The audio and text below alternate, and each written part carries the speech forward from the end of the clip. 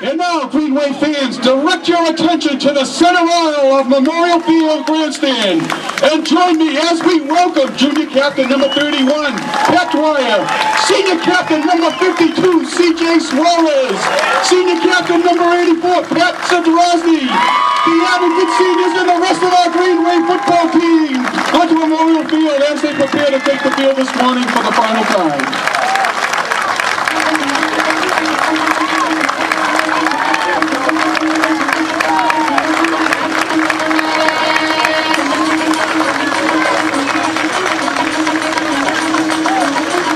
The Green Wave coaching staff is led by head coach Jim Kelleher in his 38th year.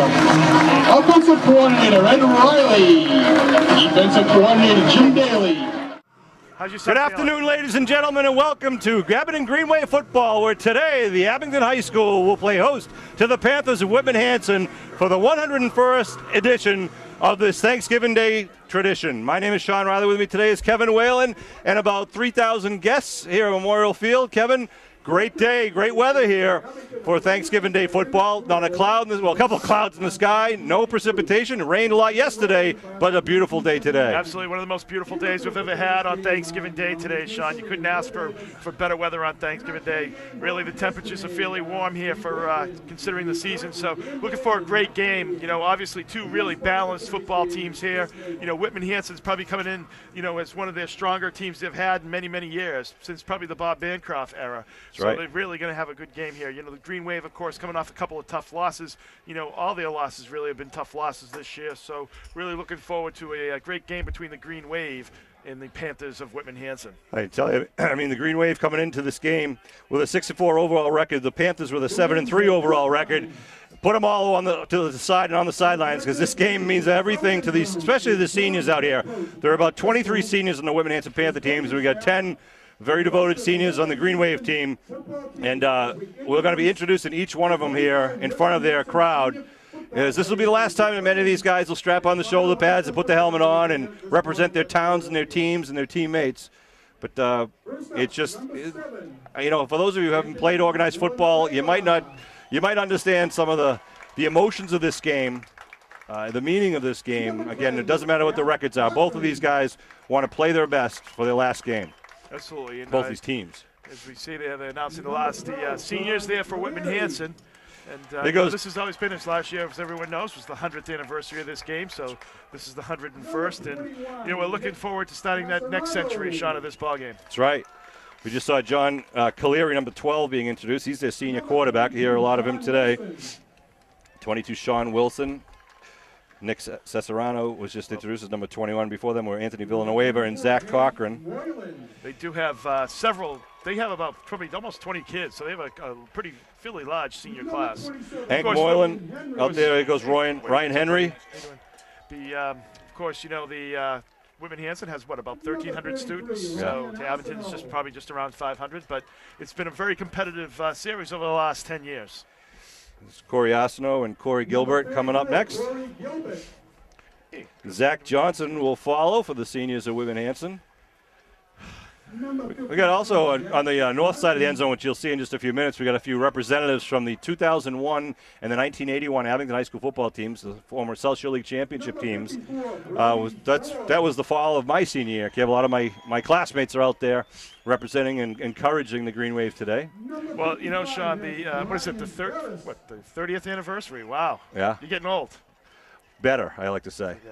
Well, you know, the good news, Sean, is that the Abington has a significantly less seniors this year, so we'll be fairly brief.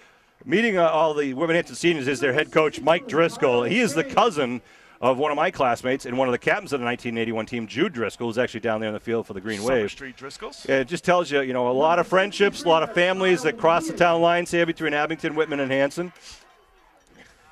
And a lot of friendships being restored here with the alumni who will be walking into the gates as they continue to flow through the ticket gates here. Green Wave Grill will be doing a lot of business today, I'm sure. Well, there's Brian McLean's in the house. It's official. I think one thing, Sean, we're talking about this year, the Green Wave has had a lot of tough losses, Yeah. The 4 losses that they've had have been they've been in every one of those games. They just haven't been able to, obviously, to either, get a last drive together or what have you, but they've really had a really good year. It has. The senior class is a little bit smaller than normal, as the number of kids. So this is really I'm not going to say rebuilding year, but reloading year for the Green Wave as they have a really talented sophomore and junior class. They certainly do, and as you mentioned, Kev, the Green Wave, 6-4. Their losses were only one by 6 points, one by 2 points, one by 3 points, and one by 4 points. So all have been a tough battles. Of course, the Rockland game was won in the last minute by 4 points. That was a victory for the Green Wave. These guys have been battling hard all year and have really put on a great show for the Green Wave. Some very exciting games all year. This one proves to be a good game for the fans today also. Well, as always, Sean, they really do have some big boys as well. Number 77 is Evan Johnson, who is 6'5", 250 pounds, and he's only a junior. So they've got some big kids. And number 70, Chris McAndrews. And they're the two of the senior captains, Ian Monfils and Chris McAndrews, number 16 and 7 respectively. And that is the Whitman Hanson Panther 2001 team onto Memorial Field. And now, ladies and gentlemen, it's our pleasure and our privilege to introduce and to showcase the 10 seniors from Abington High School who will be graduating in the spring of 2012, and this will be their last football game of their high school career. Number 3 is James Cunningham. He's had a great season for the Green Wave and being the backstop there for the Green Wave. Cheerleader and band member for the pride and enjoyment that they have given us. Tom Dion on the public address system. This group of senior football players has achieved much football success during their 4-year career, compiling an impressive regular season record of 36 wins and 7 losses, which includes 2 South Shore League championships and 1 Super Bowl playoff appearance. And now I will direct your attention to the north end zone as we prepare to welcome our Green Wave seniors onto Memorial Field this morning. It is my pleasure at this time to welcome back to Memorial Field the Abington alumni who played for the 1981 and the 2001 South Shore League championship football teams, who will be forming a tunnel from the north end zone to welcome our 2011 seniors and the rest of the Green Wave football team onto the field this morning. And now let's join head coach Jim Kelleher, his coaching staff, and the rest of the Abington football team as we introduce our 10 senior football players this team has morning. shown some great character throughout the season. First up, number 3. Never giving up. I mean, James even in some of the Cunningham. losses, a lot of the comments from the fans have just been how proud they were of these guys, how they just never say die, play every minute. Sean, they really have been. Number 7, Angelo Tempesta. There he is. It's been great on special teams. Number 40, Jake Concannon. Here comes Jake Concannon, number 40 for the Green Wave. These guys have had quite a nice 4-year reign here at Abington High School. Number 50, Now, number that's 50, Tim Tim O'Connor. O'Connor. Big bad Tim. Followed up by number 59 now. Number 59, Gary Foster. Gary Foster. Keith Foster's younger brother. Right. 2009 graduate Abington. Number 71, 71, Steve Dunn. Steve Dunn.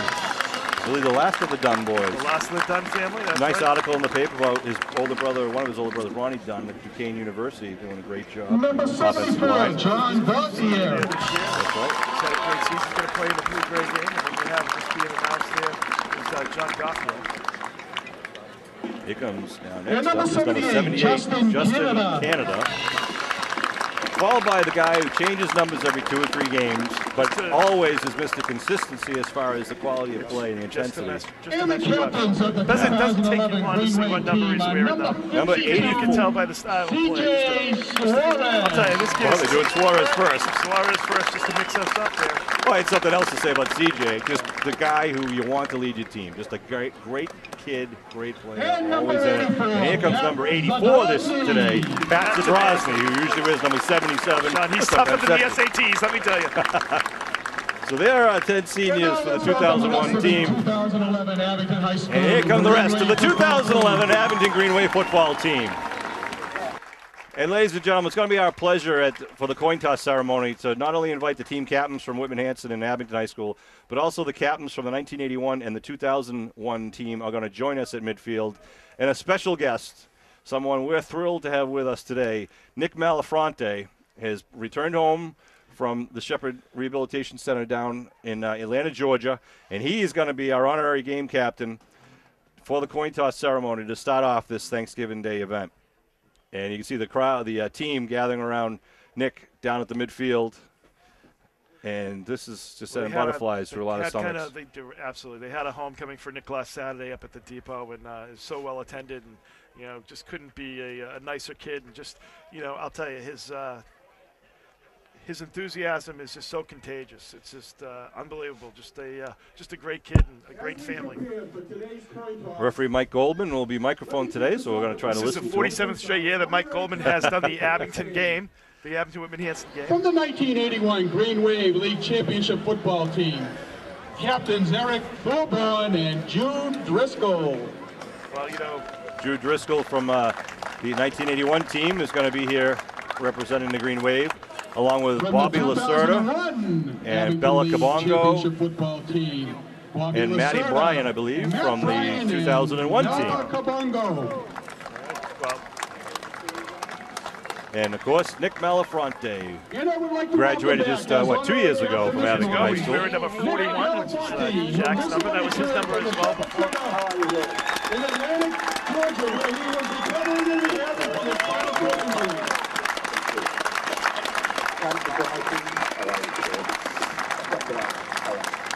We'll listen to referee Mike Goldman. Captains McAndrews, Captain Thompson, Captain Monty. Gentlemen, take hands, please.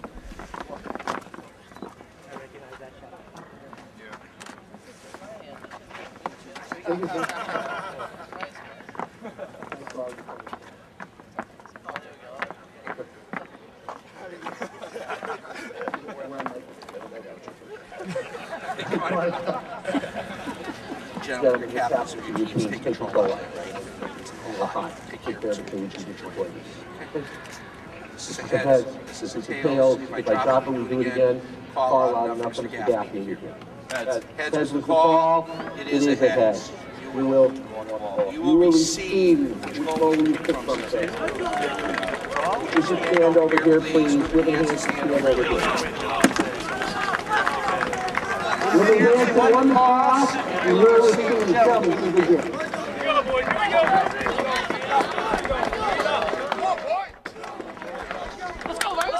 All right, so the Panthers won the toss. They'll get the opening kickoff receive, which means the Green Wave will get it at the second half. Green Wave kickoff team will be out there. And the special thing that the Abington coaches do here for the Thanksgiving Day game is they have the 12th player award. They have a freshman athlete who joins the kickoff coverage team at Thanksgiving. And it's given to a guy, a freshman, who has attended every practice, works his butt off both on the field and in school, keeps his grades up. And George Cellini is going to be leading the Green Wave in the kickoff coverage for the first kickoff coverage team. We're going to pause for a moment for the playing of our national anthem.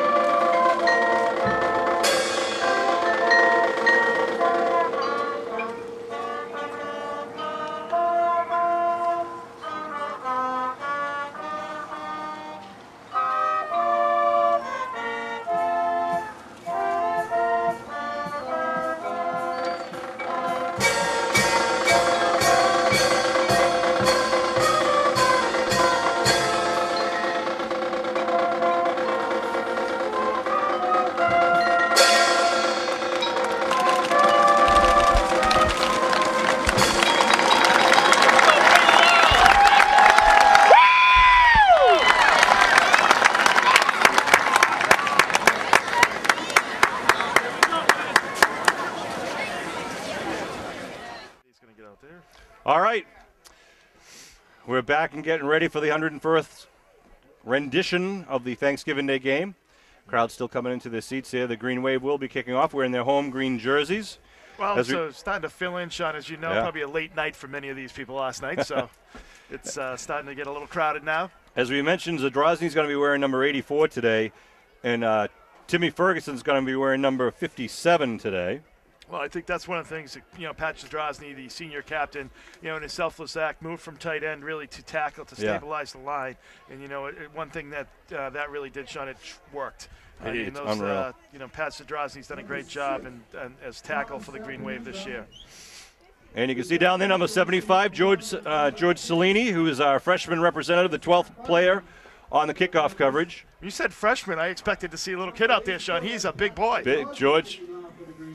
George is a big man out there, the freshman, the 12th player on the kickoff coverage team. George Cellini, congratulations to George. We have 11-minute quarters here for the Thanksgiving Day game. Looks like back deep is Mario Thompson, number 20 for the Panthers, and also number 6 is Thomas Sapienza. Sapienza. I was close. No, you weren't. Abington will kick off left to right across your television screen. Zadrozny wearing number 84 with the big boot. And here we go. The 2011 Thanksgiving Day game is going to be caught in the air at the 21-yard line. He does not go down, so he's going to continue the run back, trying to break it around the 34 and taken down on a nice open field tackle by who's that? Was that Manzo on that? Or Jack Malafronte? I'm not sure. Well, Manzo's on the stop there, and I'll tell you, he's been a special teams force along with Jack Malafronte, both of them today. Whitman Hansen running did a nice job there, Sean, of being able to keep his knee off the turf as he crouched down to catch that ball and able to pick up about another 10 yards. Look at this. They come out in the no-huddle offense to start right away. Caleri will be the quarterback, Johnny Caleri, in the shotgun formation. They do like to throw the ball, this Panther edition of the team. They fake it. Right Caleri looking to throw. Little into the flat. And he's going to be taken down for a loss by a smothering Green Wave defense. Yeah, Zadrozny's in there also, but Manzo came up in the coverage. Nice read there by Manzo. And Manning also helping out. And you can see all three of them held their ground, and really there were no options for the Whitman receiver. It's safe to say that the Green Wave got to see the tape on that play, Sean. Loss of 5 on the play will bring up an immediate 2nd and 15. Caleri again in the shotgun. Again, 2 wideouts to each side with a man in the backfield. Good snap. They hand it off right up the middle. He's hit as he crosses the line of scrimmage. Tackle by, looks like Manning 85. Once again, Manning, it's going to be just for a 2-yard pickup, so it's going to bring about third and about 11 here for the Panthers. And right back up at the line of scrimmage, Mario Thompson on the carry. Mario and Jerry Thompson are twins, and they're also co-captains. Wearing number 20 and 28, respectively. Again, the shotgun. We'll put them in a passing situation here, Sean. 3rd and 11. Caleri looking on the right side, puts it up. Nice ball, and completes it for the first down at the 47-yard line. Nice, well-thrown ball. Yeah, into the sun's in the receiver's eyes when they look back in that direction. But he was in the slot, Sean, and he really was untouched all the way. He went right to the stakes, turned, and a nice throw there by the quarterback for the Panthers. Referee Mike Goldman in the backfield, getting ready to start here, the second set of downs. And we're pleased to have Jason Farrington, the official clock operator tonight, and an Abington graduate. Didn't recognize Jason. It's been a long time, though. Handoff right up the middle and hit as they cross the 50-yard line. It'll be a pickup of about 4 on the play. Want to thank the volunteers who helped come down to the field on Tuesday night, and we put some tarps down the middle of the field to try to keep the heavy rain off the field. And then we returned on Wednesday night to take the water and the tops off. It took us about an hour and a half to do, and definitely really works. The field looks pretty dry. Yeah, it's a little tender in spots, but it's certainly not soaking wet.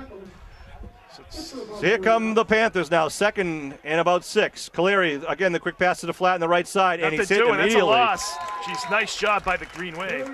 That's kind of that bubble screen, but there was nobody out there to block it all, and there's 3 Green Wave players right there.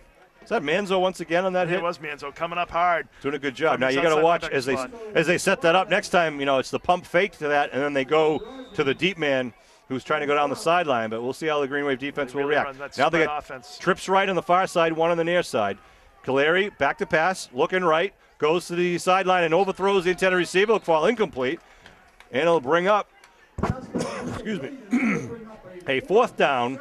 And Whitman Hansen's going to bring out the apparent punt team. A nice job by the Green Wave defense there. It's right at the 50-yard line here, so you never know, Sean. Some team might It is 4th and 7, so they got a ways, but you never know. May try to do some trickery here. Fonkum and Dwyer back standing around their own 20-yard line, awaiting the kick. Good snap. The right-footed kicker is going to be end over end to the right side, and it looks like it's going to stay in bounds or roll out. No, it's going to stay in bounds at the 26-yard line. Well, so the Green Wave will take over their first possession. Gee, Sean, he really takes his time punting that ball. He did, didn't he? If you can put some pressure on him, you might be able to block one later in the game. It's at 8:28 on the scoreboard clock. It's kind of hard to read in the sunshine. Will be first and 10 at the 26-yard line. Want to also thank our senior cheerleaders, Steph Colletti, Sam Dowd, Michaela Lesage, Molly Kelly, and Taylor Ward for all their dedication. We'll be recognizing them at halftime, along with a special recognition of the Abington youth football teams, most especially our Pee Wee football Super Bowl champions and our Pee Wee cheerleader champions. More on that at halftime. Here come the Green Wave now, first and 10. Handoff to Fonkum, coming around the near side. Fonkum turns it upfield over 30, spins. Fonkum gets the first down, still on his feet.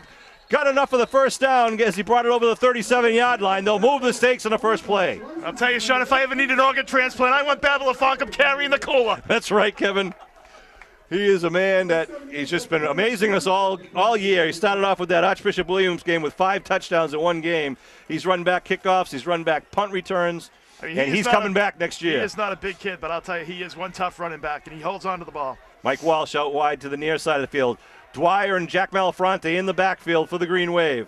They hand off to Dwyer. Follow Malafronte's block. Left side. Oh, ball's loose. Ball came free, and it's up at the 45-yard line. I think Whitman Hanson might have got it. And they do. Whitman Hanson recovers. So, tough break for the Green Wave. We'll get right back to the Panthers at the 45-yard line. Well, he had a nice run there, about 4 or 5 yard pickup, but he just couldn't hold on to the ball. Nice job by the Panthers. And this is what gets you in trouble, Sean. You know, the turnovers in high school football, definitely at any level of football, are really a big key. So Whitman Hanson will start it at the Abington 45-yard line. 7:44 left to go here in the first quarter. No score. Caleri with trips right. Single man out wide to the near side. Caleri, belly handoff to the right side. Number 20, it's Thompson. Thompson's got some running room, then trips up at the 30-yard line. Mario Thompson, the junior running back. Thompson did if he didn't slip there, Sean, he might have got a lot more room. They had a lot more room to run. But one thing that Cunningham did, he did come up and kind of made him force him to cut there, so he would have had some pursuit on the backside. That's where he intentionally didn't put a top down in that area last night, just in case Thompson wanted to run that one. Thanks. All right, now they put trips on the near side. A little confusion waiting for the play call from the sideline.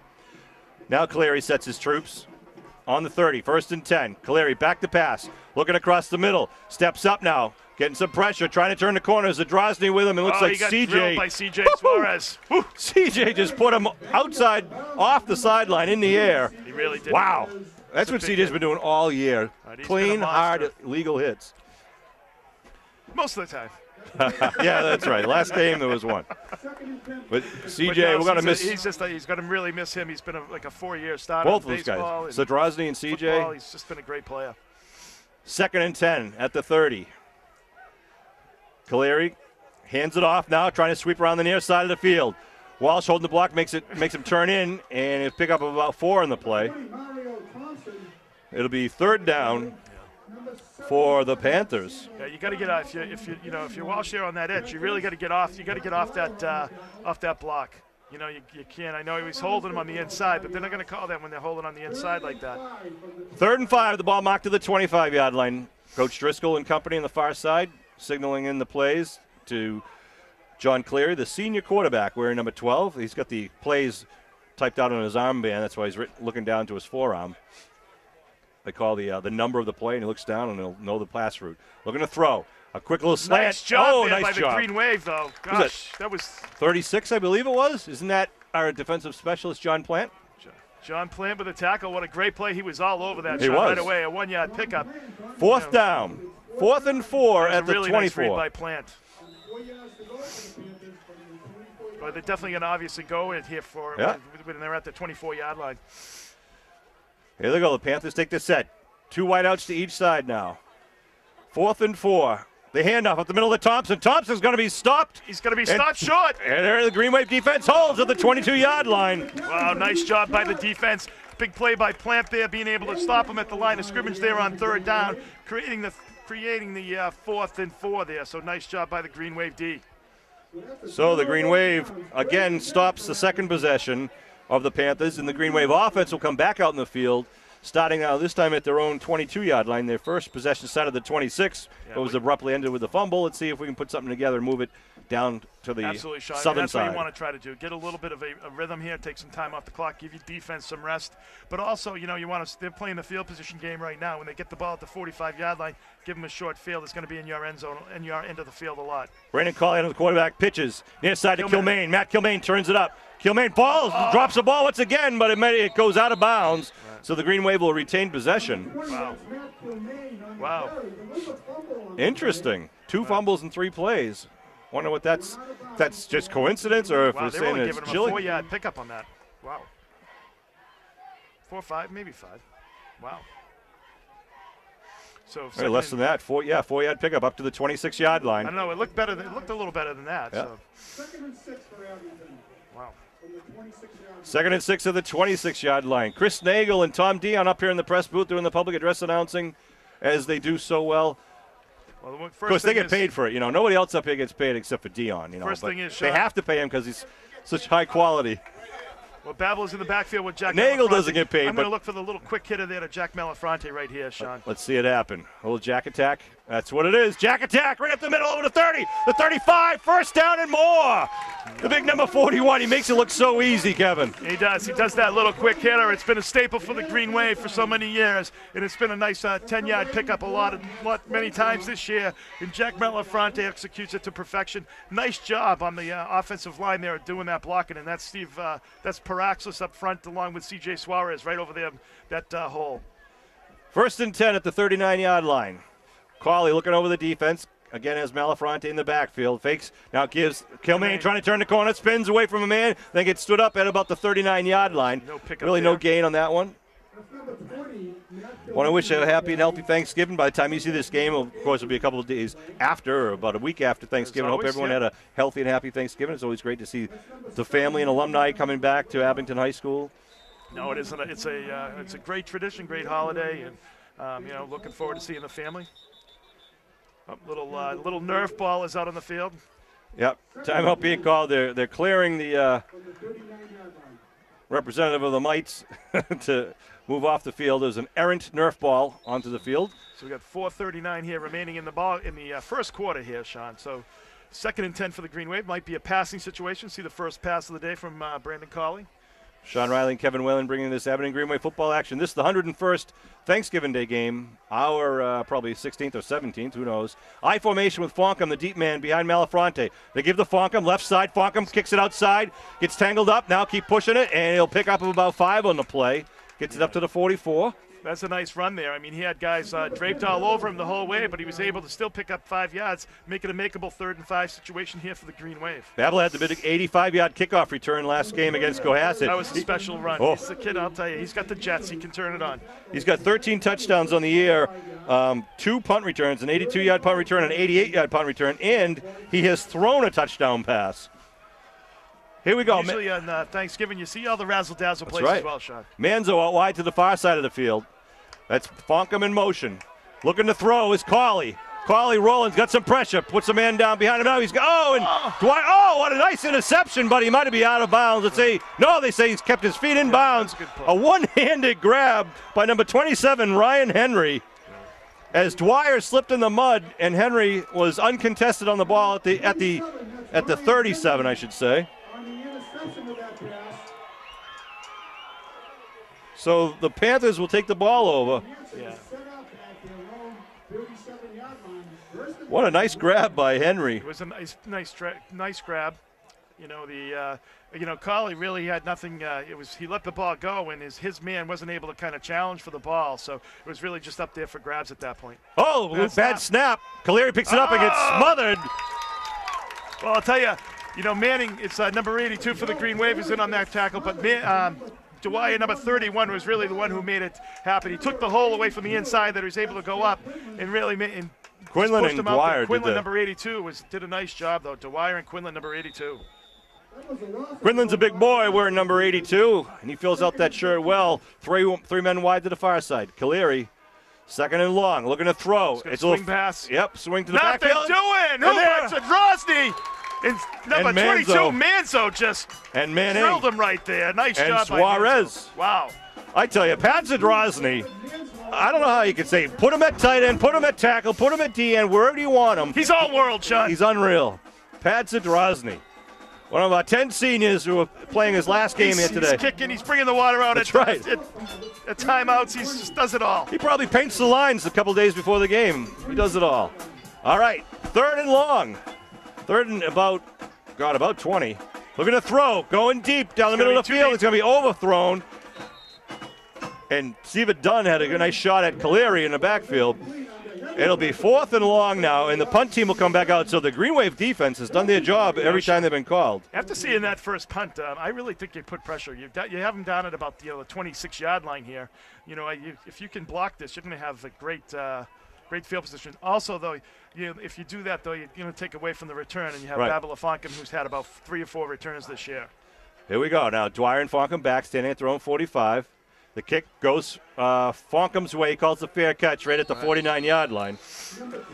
And that's where the Green Wave will take over with 2 minutes and 13 seconds left here in the first quarter.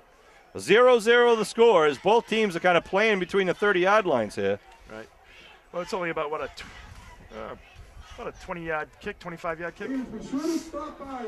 So nice job by that was a nice job. I mean, it's you mentioned earlier, Sean, the sun is coming down in that direction, so that's a tough. That's not an easy ball to catch with the sun in your eyes there. Here come the Green Wave, 1st and 10. Ball actually marked right at midfield, and a flag illegal substitution thrown down. I think it's going to be illegal substitution on. Illegal substitution.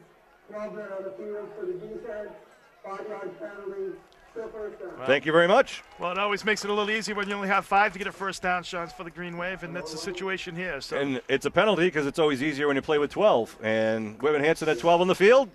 So they call the penalty. The Green Wave, as Kevin said, will move it 5 yards. It'll be first down on the Whitman Hanson 45-yard line. Now 1st and 5. Walsh, number 44, out wide to the near side. I formation. I think they might go for it, Sean, here. This might be going deep. Carley drops back to pass. He pump fakes to Walsh. Now sends him in the chair pad, trying to lead him, and he just overthrows him inside the 20-yard line. A good-looking play. And Walsh did a good job of selling it. The cornerback bit on the short pass. Carley pump faked him. He had him. If he just put a little more air under it, he would have had him. So, but the thing is, you're at the 45-yard line. You still have 3 downs to make 5 yards. So it's really one of those situations where that you have an opportunity to go for it on first down, and it's almost like a turnover when you get the ball at the at the 50-yard line. There, you get the ball, great field position. You don't have to worry defensively. So it's a nice call to go for it deep, take a shot downfield. Now you're going to keep number 7 honest the rest of the game. All right, Carley looking over the defense. Just getting the referee ready, having problems with shutting off his mic there. 2nd and 5. Back to throw. A slant patent to Walsh. Whoa! In and out of the hands. Looked like Walsh was running with it before he really had it there. Yeah. Would have been enough for the first and a little bit extra. It'll bring up 3rd. Ball looked like it was tipped a little bit, though, at the line of scrimmage. It might have thrown it offline a little bit, so it was defense. You are correct, Kev. I want to remind you, I want to congratulate the Abington Mites, Midgets, and Pee-wees, who all 3 of the teams were qualified for the Super Bowl, which was played this past weekend. And ironically, all 3 of the teams from Norwell qualified, so it was Abington versus Norwell all day. That hasn't happened since Jason Farrington was playing for the old Mohawks. And Norwell was victorious at the Mite Midget level, but not at the Pee-wee level. We'll talk about that more later. Here comes Fonkum in motion. 3rd down for the Green Wave. Looking to throw. Carley now looking, now puts it upfield and go. Oh, there's a flag on that one. I thought it was over the back of Zadrozny, but it falls incomplete. It'll bring up 4th down at the 45. We'll see what the Green Wave do here, Kev. Do you try to pin him back deep, or you go for the 5 yards? Well, your defense has been playing well. I'm non-committal on this, Sean. Whatever they do, I'm fine with. How's that? Fine with me, too. Minute 53 left to go here in the first quarter. No score. If you kick it 30, 35 yards, which is probably the average kick, they have a return of 10. It's really, you're talking about a 20, 25-yard pickup. So this is Abington's 3rd possession of the game. This is Rosny out wide left. Is that who I see? I believe it is. From the tight end. And it's the quick kick. Going to be out of bounds at about the 23-yard line thereabouts. Kicked by Carley. Nice job there, Brandon. Marks out the 19-yard line. Wow. That was generous. We'll take that. That's right. So with 1:46 on the clock, Whitman Hanson will take over possession of the ball for their 4th possession at their own 19-yard line. Whitman Hanson. Well, I think what you try to do there, Sean, is you try to get the ball to run, and Colley kind of did kick it kind of low, so you'd get the good roll. And if they really would have, if they got a little bit of a roll, they might have been able to get that inside the 10. But nice kick by Colley. All right, here comes Cleary and company now, starting at their own 19-yard line. Handoff coming over left tackle. Again, Thompson gets hit. Dwyer makes the tackle in there with a little bit of help from number 82 as well. And Fergie, number 57. 57 Fergie, who's wearing 57 today.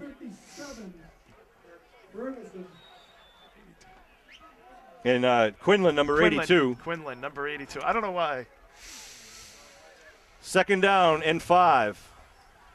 Cleary looking to throw, looking for the slant, not there. Now going deep, trying to lay it up, but he's going to, oh, what a grab. Did he catch that? I think he did. A one-handed full extension grab by number 81, Dave Colclaw of the famous Colclaw family in Whitman Hanson High School lore.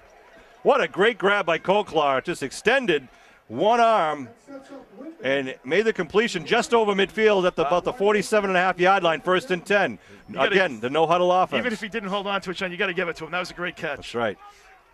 Hand off. Oh, it's the quarterback, keeper Cleary, trying to come to the other side, and he's going to be buried. Nice job there by the Green Wave, staying home. It's Quinlan once again, number 82 with the tackle. They're doing a nice job there. Plus Colclaw is a senior, so we'll give it to him. 2-yard loss. Under a minute to go here in the first quarter. Ball marked at the 49 now. It'll be 2nd and 9. Yeah, 2nd and 11 if we lose a play. Sean's losing his math skills. Here's the shotgun to Cleary. Cleary looking to throw again. His little button hook completes at the 45, still on his feet. Sheds a tackler nicely and gets just enough for the first, I believe. Had to get it inside the 38 for the first down. That down to about the 37. Nice yards after carry there. I believe that was to Dondre James. Jake Quinlan on the stop. I think that's the end of the first quarter. It is the end of the first quarter. Want to send a shout out to our cheerleaders down in front of us. Seniors Molly Kelly and Taylor Ward are our senior captains, along with seniors Steph Galiti, Sam Dowd, Michaela Lesage, junior Amanda Lane, sophomores Shannon Cardinal, Nicole Harris, Lindsay Ryan, and freshman Julia Cabral, Jen Sullivan, Jenna Washewski, Caroline Hurley, Claudia Barrett, Ashley McCabe, Erin Foley, Eva McCormick, and Olivia Maley. End of the quarter. Well, that was a back-and-forth first quarter there. Some great defensive play by the Green Wave. Offensively, they had a few hiccups there with some turnovers, but overall they were able to move the ball, Sean, but they just couldn't put a big drive together. So nice job in the first quarter by the Green Wave defense. As we move on to the second quarter, we're playing 11-minute quarters today because of Thanksgiving. Usually it's 10 minutes, but because of the last game, it's an annual event. They play 11-minute quarters. So we'll be playing.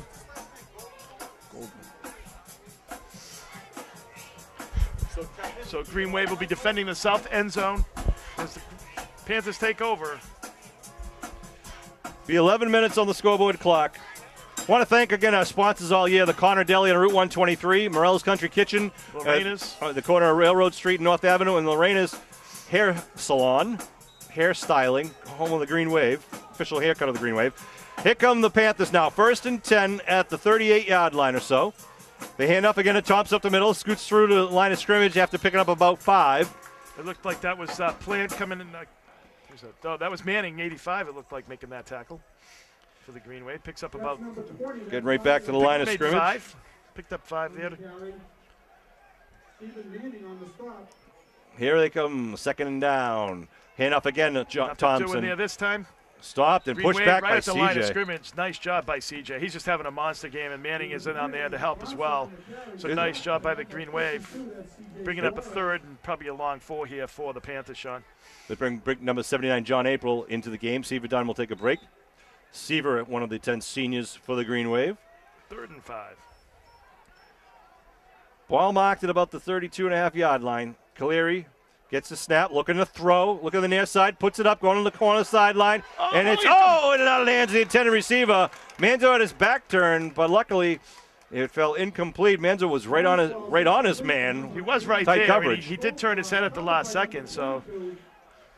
So that brings up another 4th down situation, and this is certainly not a punt situation. The Panthers, I think, it's unfortunate that we did have the end of the quarter there, because I think he would have liked to blame that on the sunshine. Yeah. It hit him right in the numbers.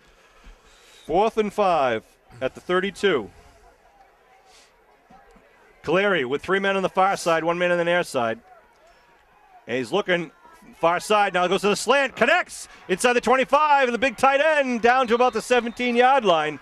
Be a 1st down for the Panthers. A nice, well-thrown ball by Caleri. Hit him right between the numbers. Hard to defend that. Coming up on a crucial 4th and 5 there, the Panthers are able to deliver. So, well, one thing is Walsh, number 44, who made the tackle and was on the coverage, he did kind of stay with the play. He kind of wasn't able to make the tackle right away, but he was able to kind of corral him in after a few more yards. 1st and 10 at the 16-yard line. Again, the trips on the left side of the field. They fake the handoff. Caleri keeps it. Right side. Oh, he goes. Gets tripped up. He's inside the 5. Caleri still on his feet. Caleri trying to get to the goal line, but the Green Wave smother him at the 3-yard line. A scrum inside the 5-yard line will give a 1st and goal situation here for the Panthers. Yeah, that's going to be right down around the 1-yard line. He was able to, really just come off the right side there, Sean, and they did a nice job of kind of having everything loaded to the left, and they were able to slant off on the right, and there was nothing there for Caleri. Ball right about the 1-yard line, 1.5-yard line. Here they go. They hand off to Thompson. Thompson dives in. Touchdown for Mario Thompson, one of the junior running backs from 1 yard out. And the Panthers will be first on the board here in the 2011, I was going to say Super Bowl, Thanksgiving Day game at 9:19 here in the 2nd quarter. That drive started from, their own 19-yard line. They did a nice job of getting down there. Had a couple of 4th downs that they were able to convert on. Green Wave made them work for it, but Cole caught a kick, and he's deadly. He had 5 in the last game. And good. He drills that keeps one. that streak alive. Good job by Colclaw, and he had that great catch earlier in the drive. Well, it's up. The defense has done a pretty good job so far to this point, Sean. It's up to the offense to really, keep it together here and try to put something together and put some points on the board. So the Panthers will kick off left to right across your television screen. This is the last game of the 2011 season. We'll be getting ready for Green Wave basketball and hockey very soon. Well, congratulations to all the fall sports. I mean, the girls soccer team made it to the MIA tourney. MIA tourney for the first time in several years, and also the boys had a great season. So boys and girls cross country both had successful seasons. Want to congratulate your son, Kevin Brendan Whalen, who also competed in the state track meet at Franklin Park. He had a good showing last week. Yeah. And, want to thank even with an injury, unfortunately, 2 weeks to go in the season. Yeah, so he did a nice job. He's worked hard over the summer. But I want to thank also thank his coach, Tom Duggan, who worked really hard with the whole team and always puts out a great team for the Green Wave. Colclaw will kick, and he's got a pretty good leg. So Fonkum and Kilmaine are back at their 10-yard line. And it's a line drive, and it's going to be caught by Walsh at the 26-yard line. Walsh trying to look for a hole, cuts back in the middle. Walsh still on his feet. Walsh still shedding tacklers. Walsh up past the 40-yard line, and then finally taken down up at the 43-yard line. Mike Walsh doing a great job. Yeah, he did a nice job just snagging that right out of the air, and then just kind of picking his way and pushing the pile, and ended up giving the Green Wave pretty good field position at the 43-yard line. And they're lucky that Walsh didn't break free, because he's got wheels. He does have wheels, and I was kind of thought there, Sean, when he kind of got over the 40, there was an opportunity there, but Whitman Hansen was able to get a couple of ball players in there to bring him down. So Abington will start at their own 43-yard line as the junior quarterback sensation Brandon Colley, number 14, comes into the huddle with the play from the sidelines. Walsh will take a breather for this first play. Ginny O'Brien's in the house here at Abington's Memorial Stadium. It's official. Oh, and Heidi. Everyone's here in the stands today. All right, Green Wave. Look at Babel Fonkum taking the shotgun. A Wildcat. Oh, Wildcat offense. They hand it off. No, the ball's fumbled. No! And a miscue will give the ball back to the Panthers at the 35-yard line. As Fonkum looked to try to hand it off to Kilmaine, but that's kind of a read and react type of offense. But I think Babel tried to pull that back out at the last second because he saw that he had a lane, and he was just gave the ball up. So the Green Wave kind of giving it up a lot today. So the Panthers will get the ball right back with 9:03 to go here in the second. They're up 7-0, and they have the ball now at the Green Wave 36-yard line. Caleri in the shotgun, puts a man in motion. They fake the handoff. Now they give the belly. Going to the left side is Thompson trying to get around the end. He cuts it back inside, and Fonkum gets to him first. Yeah, Fonkum doing a nice job there. Coming up. You know who else did a nice job was number 31, Pat Dwyer. Yeah. Did a nice job of kind of staying at home, wait for the play to develop, and then shooting up. And he was almost had him behind the line of scrimmage. So it's going to bring up 2nd and 8 here for the Panthers. Fergie was also in there in the tackle wearing his new number 57 today. So bring 2nd and 7, as Kevin said. Caleri. He looks bigger with 57. He does, doesn't he? Looking to throw. Again, out here, a quick pass. And going to be hit immediately, just short of the first down by about 2 yards. Inside the 30-yard line. It'll bring up 3rd down and short now for the Panthers. Unfortunately, the Green Wave, the Panthers are in 4-down territory. You know, you gave them the ball at the 36, so, you know, they're going to have 2 shots at this. See if the defense can come up with a big play. Get a negative yardage play here would be key. Here's the handoff. Oh, the fumble on the ground! Fumble! Green Wave recovers! Green Wave has the 4-yard line! That was Ferguson with the recovery, and what a big hit by Zadrozny, who just labeled Caleri in the backfield. Wow. Pat Zadrozny doing what he's doing all year long. Just drills the quarterback, stands him straight up. The ball popped right out, and there was Mr. Ferguson to get the ball. So the Green Wave will turn it around from the Abington 35-yard line. Well, we said, Sean, they needed a negative play, but they got the negative play and the turnover, so it was just a great job by the Green Wave D. So the teams exchange fumbles. Green Wave will break their huddle. Let's go. Let's see what happens here. So Drozny's out in the slot right. Dwyer in motion. Handoff to Fonkum, trying to get it right side. Fonkum breaks it out to the sideline. Fonkum just trying to beat and gets the first down. Yeah, Babala doing a nice job of just keeping the following his blockers. He had some big blockers out there. So Zadrozny was out in the slot with Dwyer, both big boys, and he was able to kind of seal a little bit of a wall out there for him, and he was able to go to the edge and get it and pick up 9 yards. So they gave him a first down. They'll move the stakes for the Green Wave. I like that, Sean. They put Zadrozny out there and then end up using him as a blocker, kind of creating a mini wall out there with Pat Dwyer. So nice call by the Green Wave. Walsh out wide near side. Cauley under his center. Now he puts Dwyer in motion. Oh, ball's loose again on the ground. I think Cauley got it. He did. Just enough of that that's just slimy enough, that pigskin, you know. Once it gets that sheen on it, it's tough. So it'll bring up 2nd down. A loss of 1, they say. They mark it backwards. Offensive coach Ed Riley talking with Cauley on the sidelines. Stephen Dunn will take a break as Fergie's in there for the Green Wave. Good crowd here once again watching this Thanksgiving Day football action. The turkey's cooking. Potatoes are warm. Gravy's being stirred. Getting hungry. 2nd and 11, slot right formation. Cauley, hands off, left side, Kilmaine. Kilmaine gets upended as he crosses the line of scrimmage, picks up about three on the play, bring up 2nd and 8. He's not used to getting hit after a couple of yards because he's the big gainer. He gets the long yardage there, but brings up a 3rd and about 8 here for the 3rd and 7 for the Green Wave. See if they go to the pass. I like that first play. They could probably come back to that, Sean, a little bit of an outside play there by, to Babala running the end or a student body right with Babala. Get him out in space and he can make things happen.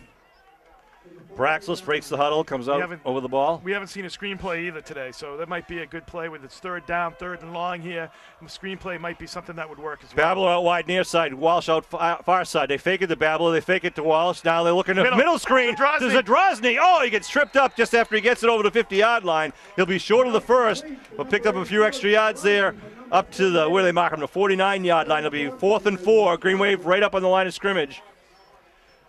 Just under 6 minutes to go here in the second quarter. The Green Wave goes for it here now. Zadrozny line up punt formation. 1 man back. It's a high. It's going to be a short kick. Let's see how the bounce is. It's going to roll the Green Wave way. And it'll be down at the 24-yard line. About a 26-yard kick. And that is where the Panthers will take over with 5:37 left to go on the clock here in the the second quarter. Well, I think they wanted to get a little bit of field position there, Sean. Make them work for it. They didn't want to give their defense a short field again because they've had to work with that 3 or 4 times already in this game. Oh, we've seen a number of fumbles already. Let's see if the Panthers cough it up here in their own territory. It'd be nice for the Green Wave to take it over. Caleri now. Oh, it's going to be a trick play. Caleri thinks it's a direct snap. Even I read that one. Ball is. See, Jake Suarez is in on the tackle, but also it looked like Pat Dwyer. Oh, no, that's Tim Ferguson, number 57, right. in on the tackle as Caleri well. went in motion, pretending that he was trying to talk to one of his wideouts or his teammates. They direct snapped it to the running back, hoping that the linebackers would kind of just watch the quarterback. And now they go back to the normal formation, looking to throw. Is Caleri. He's got some time, puts it up over the middle, and it's completed at the 45-yard line. And Manzo with a nice tackle at the 39, but not after a good chunk of yardage there. By, who's the number 42 once again? Yeah, that's Dondre James. Quite the receiver for the Panthers. And a well-thrown ball by Caleri, the senior quarterback. Ball marked at the 40-yard line. 1st and 10. Again, the no-huddle offense by the Panthers, trying to spread out the Green Wave defense. Caleri keeps one man in the backfield as a blocking back. Looking to throw, looking for that slant coming across. They connect it at the 32. Looks like they're setting up that hook and pitch play also. Yeah, there, it looked like there was something funky over there where James just kind of almost blocked, blocked Walsh, number 44 there. So they are trying to set something up. They pick up the 10 yards on that play, so they'll move the stakes. I think you got to, when you come up here, this is a tempo offense, Sean. You really got to. I think you got to come up in the line and hit him at the line of scrimmage. Going back into pass coverage, going down in the end zone. Oh, nice play! Babala Funkum to the rescue.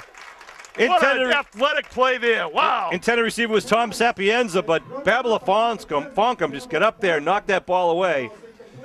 Wow. A stellar defensive play. And that'll bring up 2nd and 10 at the 30-yard line. John April in for the Green Wave wearing number 79. Again, Steve Dunn will take a breather. I'd like to see a little bit of a blitz or something here, Sean. Give them, get a pass rush on him. It's a handoff in the middle, hit the line of scrimmage by Zadrozny, comes up, Fergie with the help out back, along with, is that Jake Quinlan once again? Fergie, yep, Quinlan, and it looked like number 79 April as well was in there on the tackle, so it's going to be 3rd and 10 here for the Panthers. Nice job by the Green Wave. If they can hold, Caleri gets the signal from the sidelines, assumes the shotgun position. He's got 2 wideouts to each side.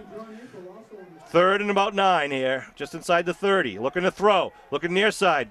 And puts it up and incomplete, just overthrows the receiver. Looks like Caleri's foot kind of slipped when he tried to plant his back foot, which may have altered the pass, but good for the Green Wave. They're kind of right in one of those spots there where it appears to be a little bit wetter, than some others. So it's going to be 4th and 10 here. Hopefully the Green Wave D can get a turnover on downs for their offense once again. They've got plenty of time, just under 4 minutes remaining in this first half. They've got all their timeouts remaining, so they have plenty of time to do some damage if they get the ball back. 4th and 10 for the Panthers now. Actually, about 4th and 9, we'll call it, the 29-yard line. 2 wideouts again to each side. Caleri barking the cadence, now looking to throw. He's got a crossing pattern going outside, and Funkum knocks it down at the 5-yard line. Boy, did he just read the receiver's eyes when he saw him looking back. Funkum turned around and was right there to knock it out of the air and turn over on downs. Sean, that was a little bit of a pick play. They came up about 7 or 8 yards, kind of crisscross, trying to pick off the Green Wave defenders. Funkum was able to kind of deke underneath and keep with them, so nice job by Babler on that play. 2 huge defensive plays. Textbook defensive plays by Babler Funkum there. Absolutely. Ball at the 29-yard line. 1st and 10 for the Green Wave now. The thing is, too, it's just he just does it under control. He just looks back. He can kind of see the eyes of the receiver, looks back, and is able to knock the ball away at the last second. So 1st and 10 here for the Green Wave. Zadrozny and Manzo line up tight on the right side. Walsh out wide near side. Hand off to Kilmaine. Kilmaine trying to turn the corner, looking for a hole. Kilmaine slices, gets tripped up. I want to remind you at halftime, let our cameraman know at halftime, we're going to have the Whitman Hanson cheerleaders perform. Then the Abington High School cheerleaders will perform. Then we're going to have a special presentation to our senior cheerleaders. Then we're going to have the Whitman Hanson Band will be performing, and then a special presentation or acknowledgement to our Pee Wee Super Bowl championship football team and the Pee Wee championship cheerleading squad. All at halftime. We'll pick up at least the Abington portion of it. So Babel is on the sidelines here with 2nd and 8 for the Green Wave. You've got Kilmaine and Malafronte in the backfield. See now the jack attack. Put a man in motion is Manzo. They hand off. Now they're looking to fight. Rolling. Looking to roll. Carly putting up, looking for Walsh. Walsh. Oh. Just out of the outstretched hands of Walsh about the 40-yard line. And Walsh, again, as we said earlier, is fighting the sun there. But that time, Carly tried to just float it and let Walsh get under it. But it's just enough moisture in the field out there to have a little bit slippery footing. Looks like Walsh has lost a step over the last couple of weeks there, Sean. Just kidding. So an eerie silence comes through the press box. 3rd and 8. I'm joking. 3rd and 8 for the Green Wave. Fonkum in motion. They fake. Looking to throw. They pass it down to Fonkum. Fonkum going to get hit at the line of scrimmage and taken down. It'll be 4th and long for the Green Wave back at their 30 and a punt situation. Timeout on the field called by the Panthers with 2:51 to go here. So that time the Panther defense holds. And a timeout called on the field. I want to congratulate the Abington Pee-wees who won 20-0 over the Norwell Clipper Pee-wees. Did not give up a single first down until the last play of the 3rd quarter. Big bad Jack Kingston had two big touchdowns, along with who else scored? Quinna? Or was it Curtin? Ethan Curtin, that's right, with a 51-yard jaunt down the sideline, had the 3 touchdowns.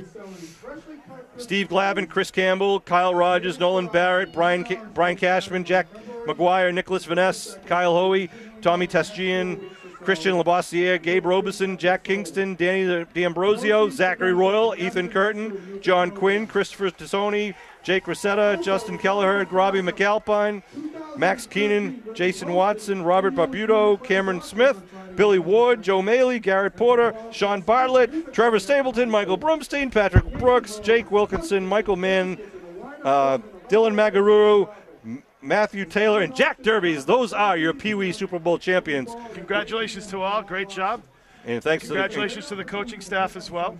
Steve McGuire, Jamie Curtin, Wayne Campbell, Scott Cabral, Tommy Rogers, Connor Frazier, and Tom Testian. Good job by all those guys, and congratulations to the parents and families. Look at this. Matt Diver at the snap, doing the snap here with Zadrozny back to punt. One man back for the Panthers, standing at his own 35-yard line. They might be going for this here, Sean. Good snap. Yeah. Zadrozny, nice kick. Nice high kick. Going to come down. A fair catch called at the 44-yard line. Number 81, Kolklar on the receiving end of that, and that's where the Panthers will start at their own 44. 26-yard kick. 2:44 left to go here in the first half. 7-0 Panther lead. And here come the Panthers now left to right with senior quarterback John Caleri and his other about 22 senior classmates. Trips to the far side of the field. Waiting the snap, looking to throw. Trying to bubble, it's not there. Now it goes down the middle and connects again at the 35. Trying to elude some tackles, and Fonkum's got him, but he's still not down. Now down at the 29-yard line. Good job by Cleary checking off. Well, he did. He looked on the outside. Green Wave player from the slot came out to the flat, and he took the guy that was in the slot kind of coming back across and looked at him. So nice job of checking down, seeing what was open. Kolklar on the receiving end of that one, and ball marked to the 28 as we wait to set the stakes. God, it seems like they've had like 800 Kolklars over the years, Sean. Isn't it? Whitman Hanson. So true. And every one of them has been a good player. 1st and 10. As they come to the line of scrimmage. Clock running at 2 minutes, 10 seconds to go here in the first half. They hand off to Thompson, trying to get around the left side. Thompson trying to get away from Zadrozny. Zadrozny gets him, spins him, and then gets taken down along with help by Dwyer. There's a player down for the Panthers right now. Be a timeout on the field. I don't know. I got somebody rolled on him. It looked like, Sean, there was a little big pile over there. It looked like he might have got rolled up on his ankle. Want to congratulate the Pee-wee cheerleaders. You'll hear at halftime they were crowned as the 2011 New England Cheer and Dance Pee-wee Grand Champions. Wow. The midget cheerleaders also finished second in their division, and the mites finished first in the division. But the Pee-wees were the grand champions for 2011 in New England. They're coached by Amanda Lane, Taylor DeFazio, and Samantha Dowd. Wow. Jesus. The Pee-wees just champions across the board there for Pee-wee boys. Abington's finest 5th and 6th graders. Wow. Billy Ducheney in the crowd from Green Wave Lore. The famous Ducheney family. Big crowd here. People everywhere in the bleachers, on the wall, along the team. Want to congratulate also the Abington High School junior girls who were victorious in the Powder Puff game here that was held under the lights 2 nights ago, Tuesday night before Thanksgiving. A back-to-back game, the seniors against the juniors, a well-attended game, and the juniors came out victorious as the seniors just ran out of time on the clock. Came down to whoever had the ball last, Sean. That's right. A 1-touchdown game and a high-scoring game. Here come the Panthers now. 2nd down and about 7. Ball marked at the 25-yard line. Caleri waits the snap, looking to throw, looking downfield, going across the middle. He's going to be wide open and a touchdown! Nice catch. Number 6. What a Tommy grab. Sapienza, the junior receiver, with a nice dive and grab in the end zone, a 25-yard scoring pass. What a great grab. They really just have the Green Wave kind of spread out right now, Sean. They're really not even focusing on the run at all. They're just really just throwing the ball deep and really have the Green Wave spread thin. Nice catch by number 6, Sapienza.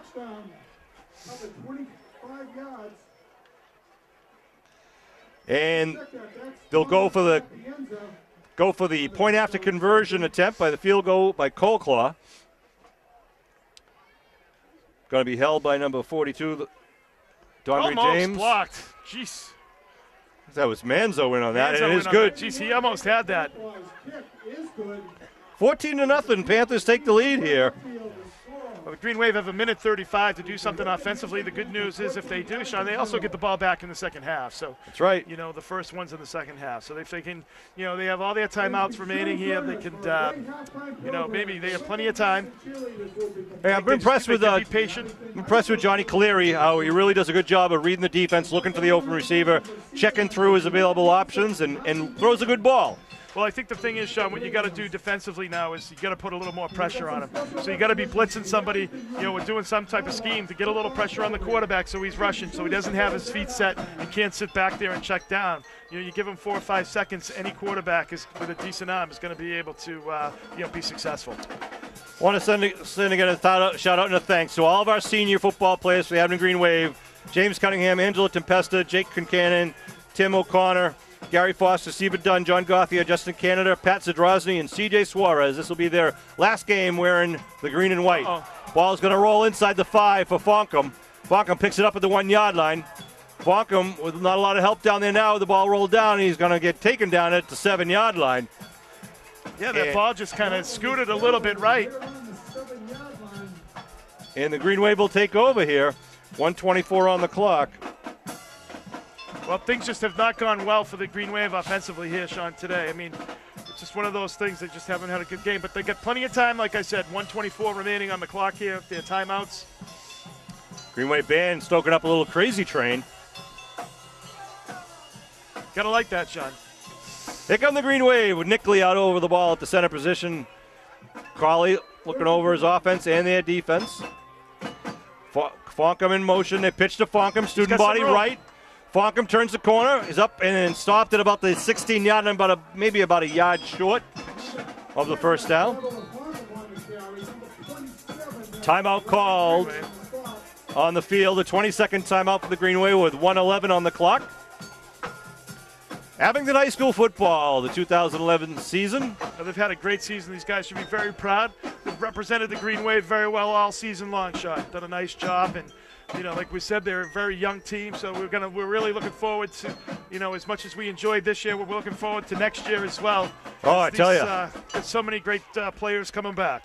Undefeated freshman football team. The sophomore and junior classes are just unbelievably talented. I think key next year, Kevin, though, is really going to be the linemen. Sure, we've got a lot of the talent and skill positions, and we got some really good linemen, but are they going to be great linemen? Are they going to be working hard over the summer, over the winter, being ready for next year? If they come out as a strong, unified line, I don't know if anyone can stop the Green Wave. Connection to Walsh gets the first down. It's out of bounds. They stop the clock and the ball is going to move the stakes to the 20-yard line, 1st and 10. A minute 03 on the clock. Abington ready to go as soon as the stakes get set. Here we go. Cawley in the shotgun formation. It's a draw play to Malafronte. Malafronte quickly goes towards the sideline there. Trying to turn the corner. Nice job. Yeah, that's a great play there. Great block out back there. I don't know who it was, but they actually they had the defender on their back, and they were, to the back of them, and they were still blocking him, and he just really sealed off the wall there. Malafronte with a nice 12-yard pickup and a nice job of getting out of bounds. Smart play. Got the first down, stopped the clock, did everything that the coaches asked him to do. I mean, he had a chance that he probably could have tried to break it down the middle of the field, but that would have led the clock to continue running. Well, actually, it would have stopped if you got the first down. Well, there's a lot of things could happen. 53 seconds left to go. Enough of me. 1st and 10. Shotgun. Cawley. Fading, rolling, throwing to the sideline. Oh, it's completed at the 48-yard line. Out of bounds. Stops the clock even better to Walsh, number 44. Green Wave moving the stakes. 45 seconds left to go. They mark it at the 47-yard line. Walsh battling 2 defenders and the sunshine there. Comes down with it. Malafronte in the backfield with Cawley as the blocking back. Looking to throw. Big rush here by the Panthers, and they're going to take Cawley down at the 38-yard line.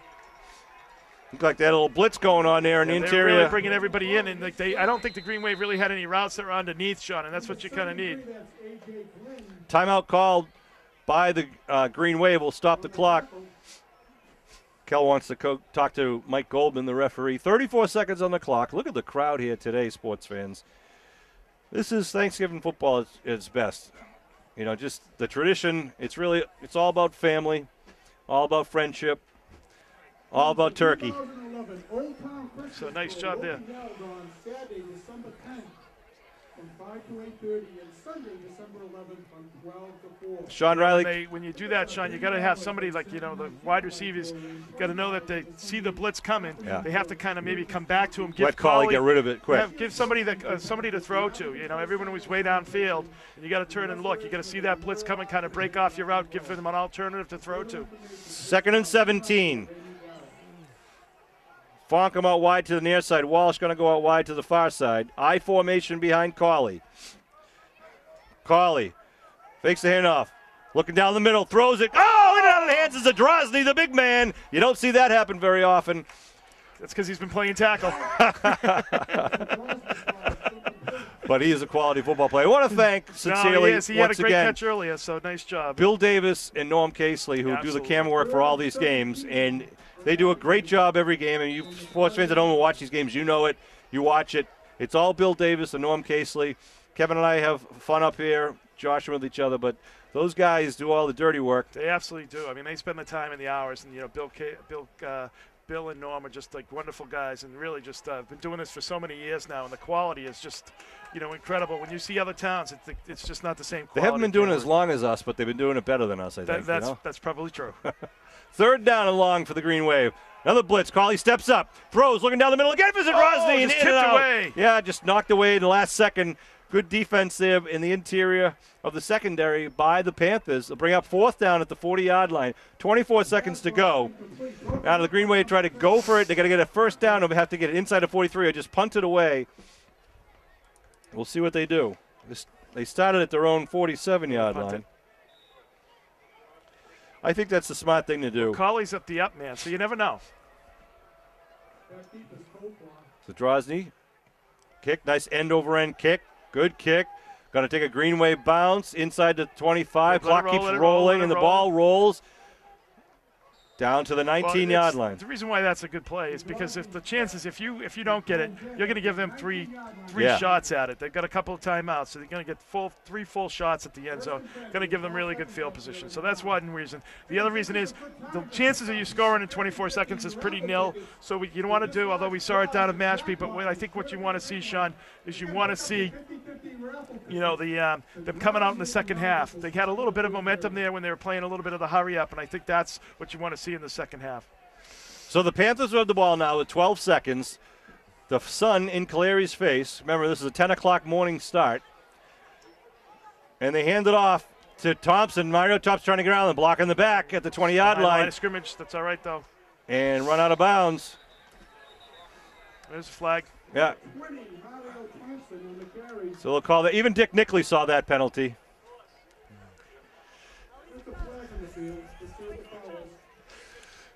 Three seconds on the clock.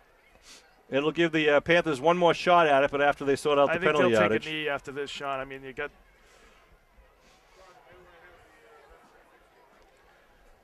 It's going to be a holding. Illegal block in the back against the Panthers. It'll move them back.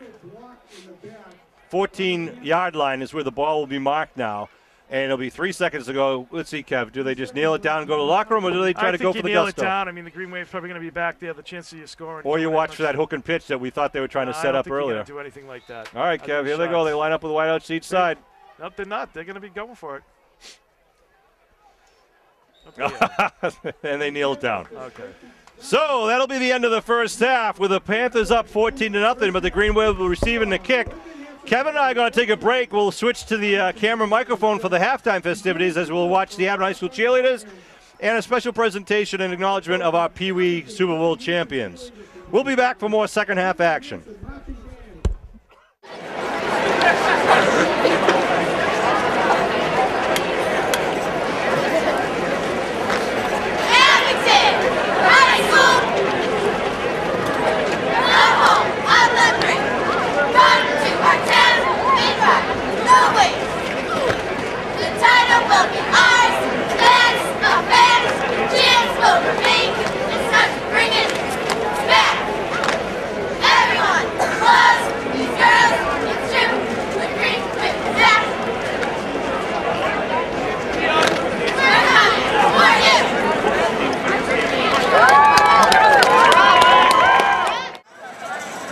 First up is Stephanie Paletti.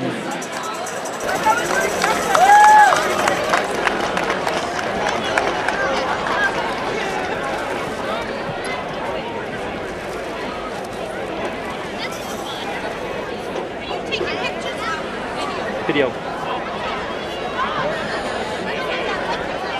Stephanie and her parents.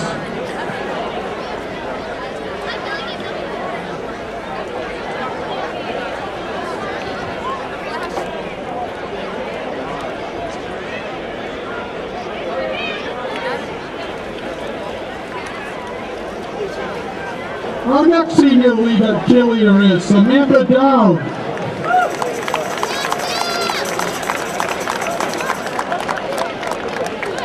Okay. And now we have Michaela Lesage. And her parents will be receiving flowers from King Hicks.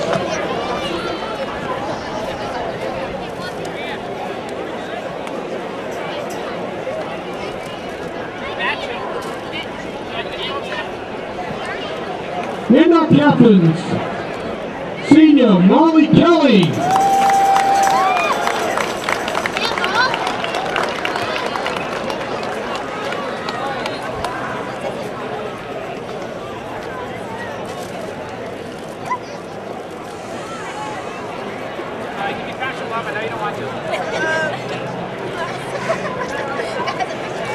And our other captain, Kayla Wood.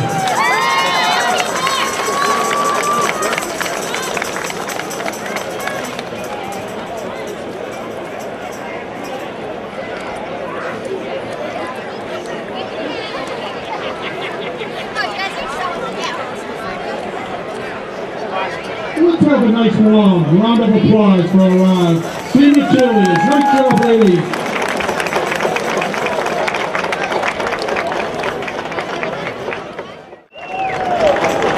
The Abington football community would like to congratulate the Abington Mohawk Youth Football Program on a tremendous year where all three levels, the Mites, the Pee-wees, and the Midgets, made it to the Super Bowl championship game this last weekend.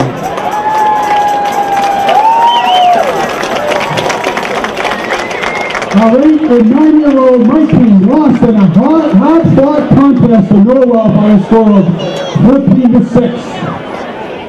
A 12 and 13-year-old midget team played in the nail-biter against Norwell, where they came out on the short end of a 6-0 score. A hard-working group of 10 and 11-year-old Pee-wee soundly defeated Norwell by a score of 3-0 to claim the Super Bowl championship for the 2011 season. I would like to recognize the coaches for this team that include Steve McGuire, Amy Clinton, Connor Frazier, Scott Brown, Wayne Campbell, Tom Rogers, and Tom Sheehan, and the rest of the boys on this team.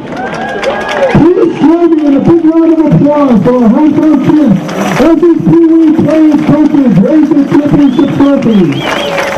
And after doing that, I'd like to direct their attention to the other 40-yard line in the south end zone as we want to recognize the Pee-wee cheerleaders who claimed the 2011 New England Cheer and Dance Pee-wee Grand Championship. Congratulations to these girls and their coaches. Pee-wee cheer and the coaches are Amanda Lane, Taylor DeFazio, and Samantha Brown. Congratulations to not only the Pee-wees, but the entire Abington Mohawk program. Our future in football and cheerleading looks bright for Abington. Thank you, young men and ladies.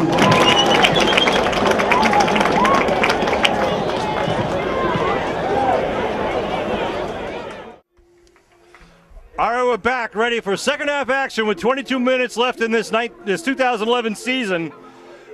14-0, Panther lead over the Green Wave, but Babel Fonkum and Matt Kilmaine are back deep and would like to reverse that direction right now. Here comes the kick by Colclaw, right to left. End over end kick coming Kilmaine's way. Kilmaine gonna follow his blockers to the near side. Big hit early to Kilmaine, still with the ball, trying to get up to the 30-yard line. Be taken down about the 29 where the Green Wave will take over here to start off the second half. Bad field position here to start off the second half for the Green Wave. We have a couple of Pee-wees up here. We have Gabe Robeson and Brian Cashman. Robeson and Brian Cashman. I knew Brian, but I didn't know Gabe Robeson. So congratulations, boys, on your championship season there. Great job. Unbelievable game. Defensively dominated Norwell. How much did they say? $450 in the 50-50 today. All right, Cawley behind his quarterback. Two men in the backfield. He's going to hand it to Jack Malafronte. Jack attack right up the middle. Picks up about 3 or 4 yards in the play. He'll bring up second down. Well, that's a little bit of a tone setter there, Sean. I like that. You know, you get about 4 yards, kind of get the offense back in a groove. You got plenty of time here. You got 14 points, but you get the whole half to do it. So you don't have to take, you don't have to score all at once to get back in this ballgame. 2nd and 5 at the 34-yard line. Tempester out wide to the near side. That's Fonkum, left side wing. Fonkum now in motion. We're number 10. It's going to be a give right side. Nice. Malafronte again gets hit. One man with nice offensive tackle there by 81. I think that was Colclaw. Nice block by Babel coming down from the wingback position in motion. Really kicked out number 74 there. Created a hole there to make it 3rd and short here for the Green Wave. 3rd and very short, about a half a yard. Probably see a little bit of a quarterback sneak here, Sean. Praxlis out over the ball at the center. Cawley under the center, waiting for the snap. The handoff right side, Dwyer. Dwyer gets the first down as he crosses the 40-yard line. Green Wave will move the stakes. Kevin, you should have seen one of the play Brian Cashman did in the 4th quarter from his defensive position. Brian, a.k.a. Goo. Goo, he came up. The quarterback tried to throw a pass out to the flat. It's actually a backwards pass. Cashman came crashing in, swatted it out of the air, knocked it back towards the end zone, and then recovered the ball inside the 10-yard line, led to another Mohawk touchdown, sealed the deal for the Mohawks and the Super Bowl championship. Unbelievable teamwork on that team. Here we go, 1st and 10. Looking to throw. Oh, big blitz coming to the near side and taken down. That was number 24, and that Hank Moylan. Cawley had no chance there. Had to just step up and hold the ball. So good play there by the Panthers. Yeah, the Cawley had no chance at all there, Sean. Nice penetration there by the Panthers. Able to get around the Green Wave block. Their guard was coming out to try to pick him up. Wasn't able to do it. Loss of 7 on the play. Brings up 2nd and 17 now. Zadrozny Fonkum out wide, far side. It's Dwyer and Walsh on the near side. Another big rush, and they look for Dwyer. Right there. And there's the flags. Laundry coming from the field. As Dwyer got knocked into as he was coming down the middle of the field, he would have been wide open. He would have been wide open. He had it, and he was just...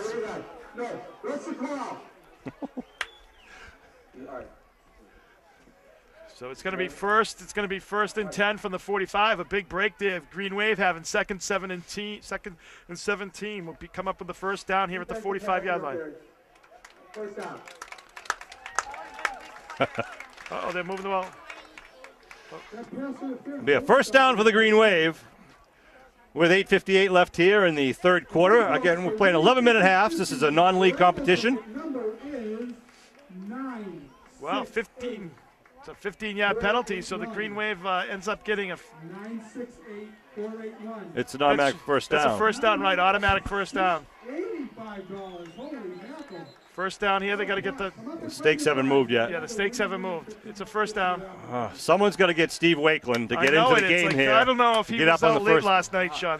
He might have been up late waiting for the kids last night. He's got his shorts on, though. Look at him over there. Now, it doesn't matter what the temperature is. He's got his shorts on it. He's not used to these 10 a.m. starts. Well, he's got a problem with the blood flow to the brain, so he has to wear shorts all the time. Here we go. 1st and 10 at the 49-yard line. Green Wave right here in front of the press box. Go. Looking to throw his call. He sets up, puts it in the air. He's looking for Falcon. They're tangled up, and it'll fall incomplete beyond everybody. He'll bring up a second down for the Green Wave. Good coverage by the secondary all game here for the Panthers. Doing a good job as this crowd seems to get bigger every couple of minutes. Second down at the 49-yard line. Referee Mike Goldman doing about his 15th game here for Thanksgiving for the Abington Whitman Hanson game. Tradition always does a nice job for the Green And Wave. Praxis. Always has a nice fair contest. So 2nd and 10 here for the Green Wave. Babbler in the I formation. Second down. There goes Babbler's got Falcon. some Falcon on the room. right side. Falcon down inside at 35. Going to be Nice just shot. short of the first. It's going to be just short, probably about 2 yards short, but brings up a third and about 2 yards here for the Green Wave. You know, Kevin, that play's been pretty effective for the Green Wave. That student body right at the It really pitch, and has he's got all day long. They've been able to run off tackle, Sean. Yeah. I wouldn't be surprised if you see more of that in this half.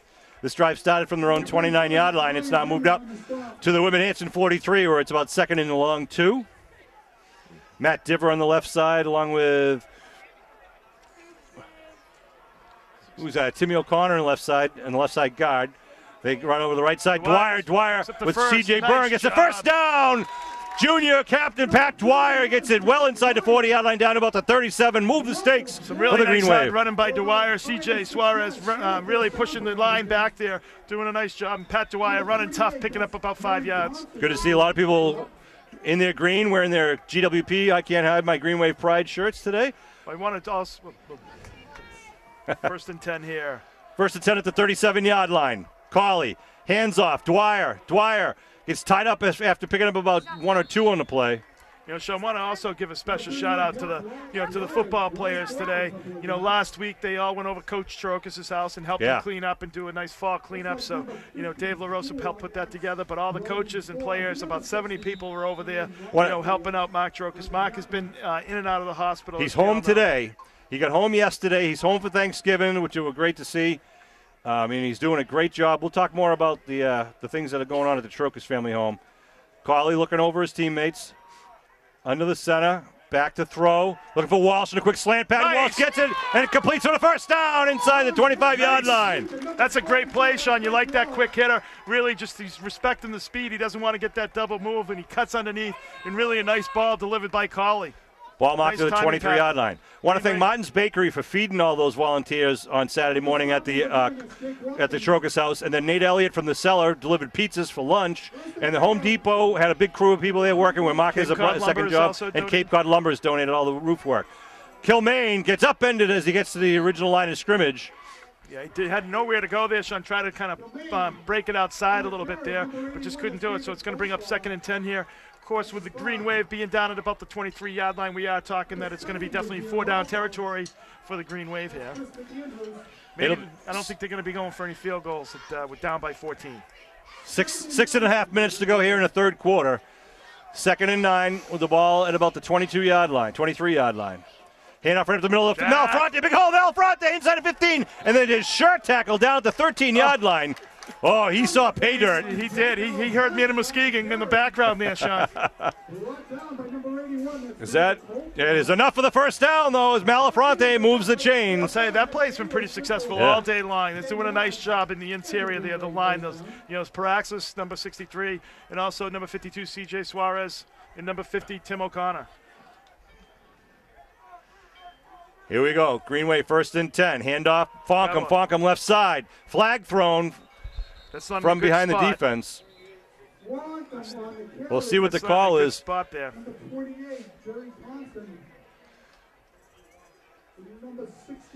They're sorting it out on the field. It was thrown pretty quick. Looks like it's going to be against the Green Wave. Referee Goldman talking to head coach Mike Driscoll over in the Panther sideline. Line of scrimmage is about the 12-yard line. So they'll move them back 10 yards, but they'll stay at first down. So it'll be first and 20 now at the 22-yard line. Green Wave have had a pretty clean game as far as penalties goes, so that one could hurt. You know, when you get that close to the end zone, you don't want to start going backwards. Once you get inside the 20, it's difficult to make up that yardage there, Sean. So Manzo out wide to the near side. I formation with Fonkum behind Malafronte. Panthers think they see something coming to the right, and it is. Here comes Fonkum. Nice block by Malafronte. Oh, and another big block. Oh, and Fonkum just slipped down. Boy, who was that? Is that Paraxis coming out there? Oh, it was Fergie. Somebody just labeled a Panther and put him on his keister. He was coming up. Number 27 was coming up there, and he was still in the. Picked up about 6 on the play there. And I'll tell you, Fonkum was doing a spin move. If he was able to keep his feet there, Sean, he would have got another 10 or 15 yards. He might have been in the end zone. 2nd and 14. Cawley under his cadence. They're stacking it up on the right side. Now you got Fonkum coming on the near side. They pitch to Fonkum. Student body right, trying to find a little hole to run through. Fonkum pushing. Nice gets it, tiptoes it down inside the 10-yard line. Down about the 6 or 7. Yeah. So going to come down to about 3rd down and probably about 4 or 5 here for the Green Wave. I'll tell you, they really have been effective on the on those outside runs. Whitman Hanson really has shown that that's where their big weakness is, Sean. So, big 3rd down play. Of course, the Green Wave will want to get it into the end zone, but they at least need to get it inside, say, the 2, maybe inside the 3 for the first. They haven't really run to the left side too much on this drive, Sean, on those outside things. See if we can maybe have a pitch to the left, see what happens. I formation. Cawley.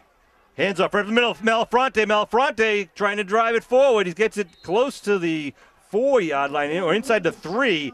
Geez, Kev, he might be about 1 yard short of that first down. Be 4th down. Be a yard short of the first down there. And yep, they're going to mark him about a yard short. 4th down, right? Isn't it? Or is it? Well, you know, the Green Wave doing a nice job of coming back from that, Sean. That big penalty there, really, put themselves in a position to be able to get this first down and get in a 1st and goal position. Here's a big play now. Green Wave trailing 14-0 with 4.5 minutes to go in the 3rd quarter.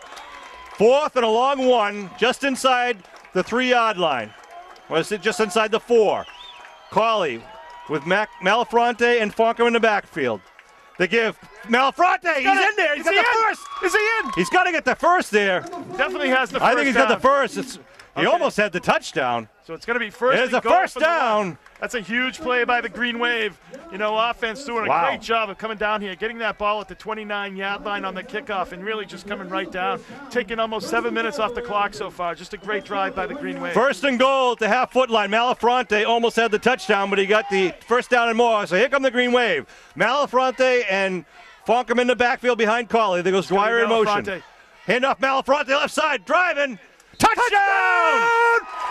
Muskegon! And touchdown, Malafronte! Put 6 on the board for the Green Wave at 4:02 in the 3rd quarter. Jack Malafronte with Babel Fonkum on the left side of the offensive line, just dominating the line of scrimmage in that series. Nice play. Jack came over and hugged Nick there as he came off the field. 71-yard drive for the Green Wave.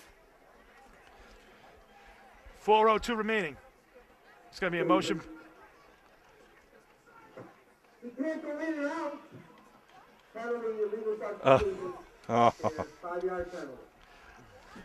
This okay. Well, the rule's a rule. I think what they're saying. Well, I'm not sure who went in. Someone came in and someone came out. I think he came in. He came out. He didn't in the same. 5-yard penalty. So they just move it back. Instead of the line scrimmage at 3, they'll move it back to the 8 for the 2-point conversion. Cawley setting up for the shotgun.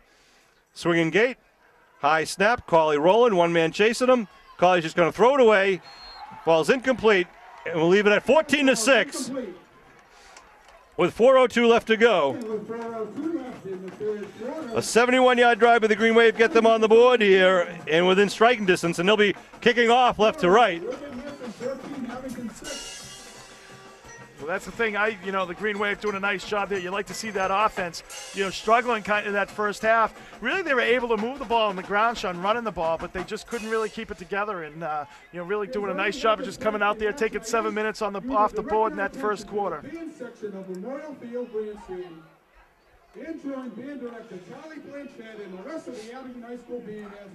Introducing the seniors Still of a nice Abington crowd High School. here. Everyone's still here. First up is Jasmine Gomez. Jasmine Gomez. Kelly Kelly Nealon. Sorry. And also out here on the kickoff coverage team should be number 27, Sam Malafronte, our freshman 12th player here in the second kickoff.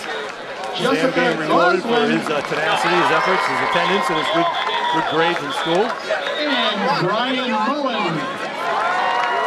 Time out on the field. Well, the referees are talking to each other.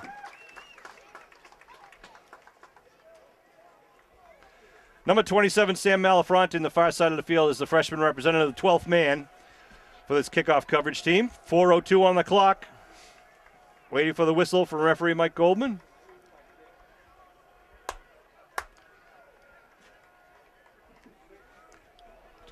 See if here we go. And here we go with the kick. Zadrozny with a line drive kick on a bounce and almost hit referee Golden. It's going to bounce inside the. Beautiful. Picked up at the 9-yard line. And going to be taken down as he crosses the 15. A nice job by Zadrozny, really placing that down and just dying right before it went out of bounds at the 9-yard line. So puts the Panthers back inside their own 20, which is always a nice thing for the special teams to do for their defense. They're marking right about the 18-yard line.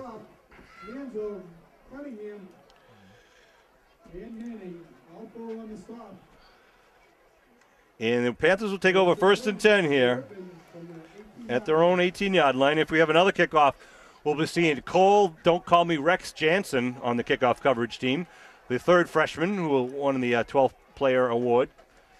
Want to congratulate Cole, of course. Well, here we go, 1st and 10 for the Panthers. It's important after that nice drive for the Green Wave to come back defensively and have a nice stop here, Sean. Try to get a 3-and-out would be nice. We'll see what happens here. Handoff right side. Oh, nice hit. What a tackle.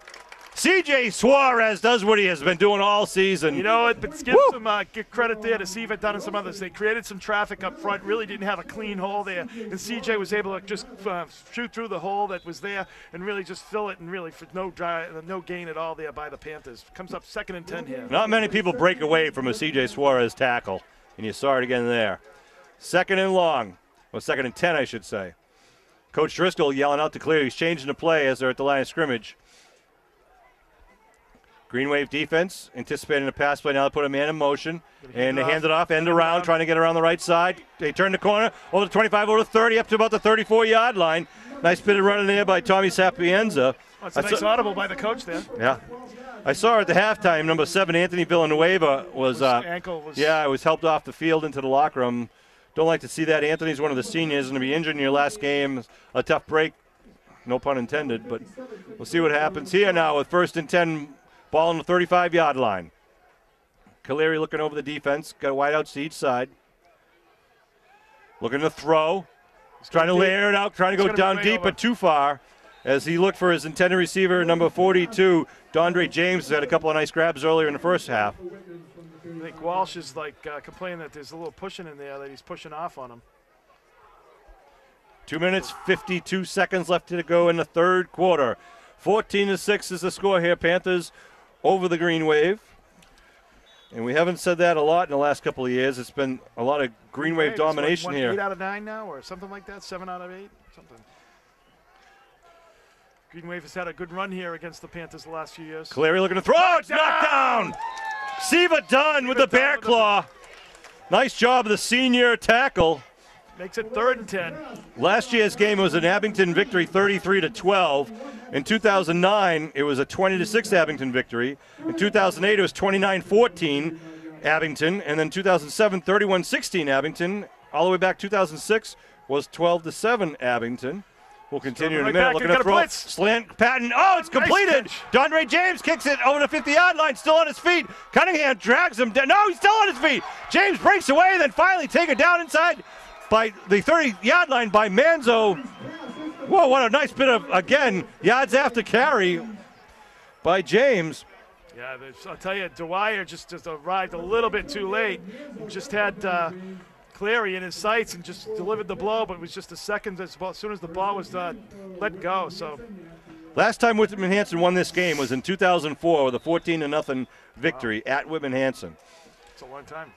1st and 10 now. Ball marked to the 29. Big play there for the Panthers. They're in Abington territory.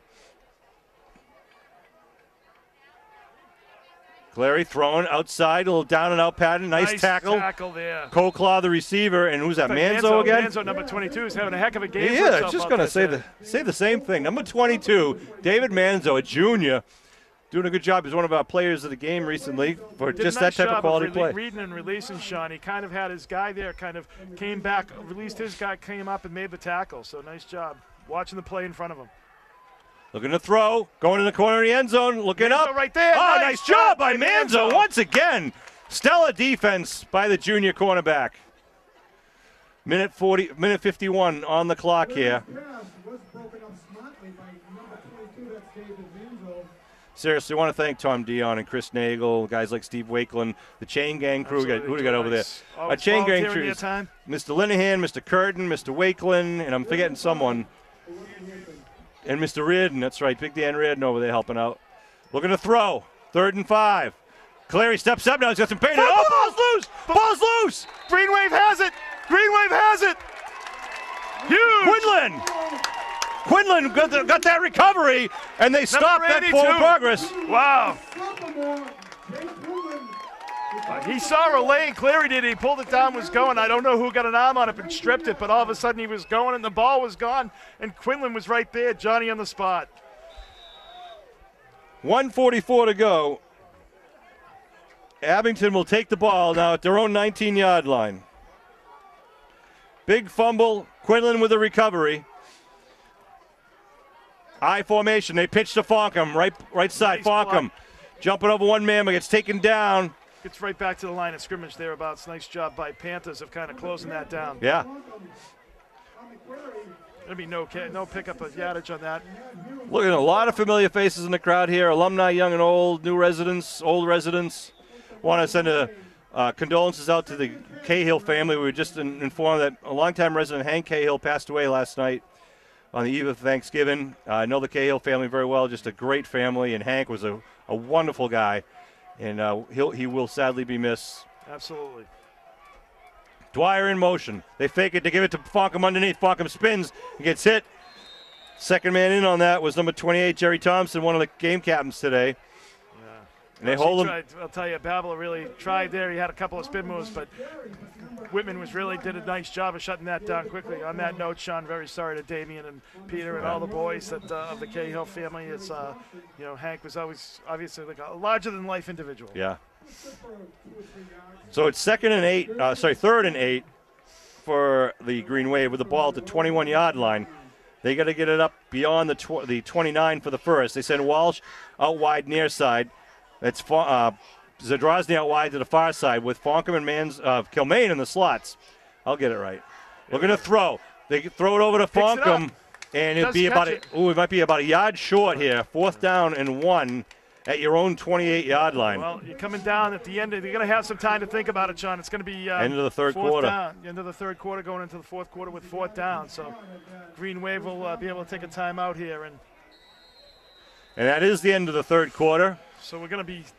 See, it's just about a yard. It's at the 28-yard line, 29. I don't know, Sean. That's a tough call. It is. Maybe you go up and try to draw him offside. Get the 5-yard penalty. Will give you the first down. I mean, the bottom line is you got to weigh out the risks here. So if you do punt it away, the best you're going to probably get anyways is you're going to get the ball. It's probably at the 40, 45-yard line, right. On their own 45-yard line. So you got to weigh that risk. We got some limited amount of time. You got 11 minutes to, do it. I think they boot the ball away at this point in time. They've got all their timeouts. Hey, they're announcing right now behind us the March 31st is going to be a special fundraiser for Nick Malafronte at the VFW in Abington. Mark your calendars. It's going to be a tough ticket to get, $50 tickets. But if you have something you'd like to donate, something unique, something special for us to auction off, a silent auction, live auction, please give me a call, Sean Riley, or talk to Kathy O'Donovan at the Depot Restaurant. We're going to try to raise as much money as possible because all that money goes to all of Nick's needs. He's home. Thank God. We'd love to have him home here, but he's got a lot of rehabilitation. But I tell you, that rehabilitation works because if you saw Nick shortly after the accident, you see him now, he's got both arms moving. He is strong. He is determined, and we want to support him and his family. So, again, March 31st is going to be the date of the fundraiser. Absolutely. It's, please, your generosity will be greatly appreciated. And I can't say it enough. I mean, the enthusiasm, the attitude is just incredible, and it's important for all people in Abington to kind of support him and let him know that we support him all the way through the long road ahead. And he's got two brothers out there playing for the Green Wave. Number 41, we all know, Jack Malafronte. Number 27, he's a freshman, Sam Malafronte. Let's see what happens here. We got the Green Wave coming out. 4th and 1 at their own 28-yard line. 11 minutes left in the game, and they trail 14-6. Green Wave going to break the huddle and come up to the line of scrimmage. Whoa, they got CJ and Manning in the backfield. Looks like they're going to go for it. Fonkum, the deep man in the back, and whistles. Driscoll calls timeout. He didn't think Abington was going to do it, and Green Wave called his bluff. So they'll call a timeout on the field. I can't wait for the basketball season to tell you. I mean, the Abington Green Wave girls are going to be phenomenal. And if you look at the roster of the boys basketball team, they're going to be strong with a lot of talent in the backcourt and the front court. Abington Green Wave hockey will be the first year. For the last number of years, they've been the Abington East Bridgewater hockey team. This year, they're split, so Abington will have its own team here. And we got some future Green Wave athletes up here in the booth with us. Mikey Spencer, Brian Cashman, Gabe Robeson. You thought I'd forget. Gabe Robeson, I think, has the best hat of everyone here in the stadium. He's got a turkey on his head. And we'll have a lot of fun here at Thanksgiving Day game, but we'll have a little more fun if the Green Wave can tie up this game, if not take the lead in the near future. Yeah, absolutely. We're hoping that the Green Wave can do just that, Sean. You get the big 4th and 1 coming up. It looked like they were going for it. They did have the full backfield in there, so whether they were just trying to draw them off sides or not, we'll see. I got to send a shout-out to my daughters, Jill Riley and Maeve Riley. If I forget that, they don't talk to me for the whole week or until the next game. Since this is the last game, I better make sure I say it today. My kids don't talk to me anyway, Sean, so it doesn't matter whether I give them a shout-out. Here we go. Not. Green Wave up tight in the line. Need one big yard here to keep this drive alive. Panther defense going to try to hold it tight. Cauley under the center. They pitch to Fonkum. Student body right. Fonkum. Gets upended. And they're going to hold him. A big play. Yeah, number 9 there for. It was. And he's not on the roster. We're not sure who that was. But someone came blitzed it in, and Fonkum had no shot on that one. You know, I think if they had the edge there, Sean, he was just able to submarine and just kind of trip him up there. Unfortunately for the Green Wave. I don't fault him for that, though. You know, that's a no. You know, that's a. So Whitman with the ball at their own. Where are we? The 26. A little turnover again. Sorry, at the Abington 26. Hand off in the middle. Thompson gets hit. Still on his feet, but taken down for a loss on the play. That was Ferguson, number 57, on the tackle. They've really been working Mario Thompson, number 20, out of the backfield. That's a 2-yard loss there. Nice job by the Green Wave D. It's going to be 2nd and 12. Looking to go right back to the air here, Sean. Because you haven't seen them huddle all game. They're actually huddling here, which is might be getting tired. Well, either that or they're maybe trying to take some time off the clock. You know, the clock at this point is their friend. Ball just got kicked there. So it's 2nd down. They stopped the clock with 10:19 to go. I want to thank the Green Wave Boosters, led by Pam Ryan and Chris Nagel, Mike Karowski, and Steve Wakeland, for all the things that they do. Shotgun formation to Cleary. Cleary looking to throw, looking for it's a chair pattern. Puts it up in the air for Donre James. James got it. It's at a 5. Touchdown for James from 28 yards out. A nice route run by James. And the Panthers put another 6 on the board. That's unfortunate because Manzo's had a great game there, Sean. Well, still a lot of time here with 10:03 on the clock. But they put a little more distance between themselves and the Green Wave. So look for the kick. Coldclaw has a cannon for a leg here. See if he can keep that streak perfect. And he does, right through the uprights. Nice boot by Colclaw. Always a nice weapon to have in high school football. Absolutely. So hopefully the Green Wave can get a little bit of a kick return. 21-6 is the lead right now for the Panthers.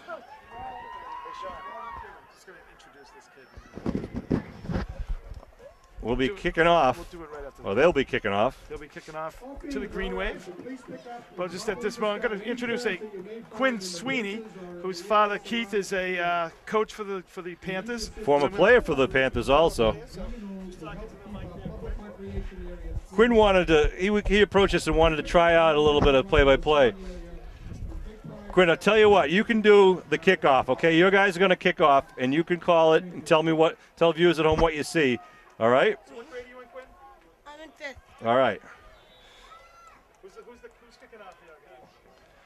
It's this guy, David Colclaw, is kicking off, all right?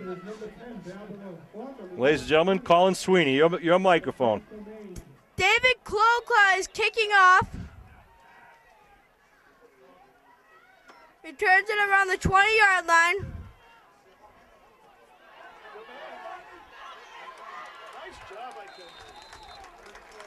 Matty Kilmaine all the way up to the 44-yard line. Big run by the sophomore.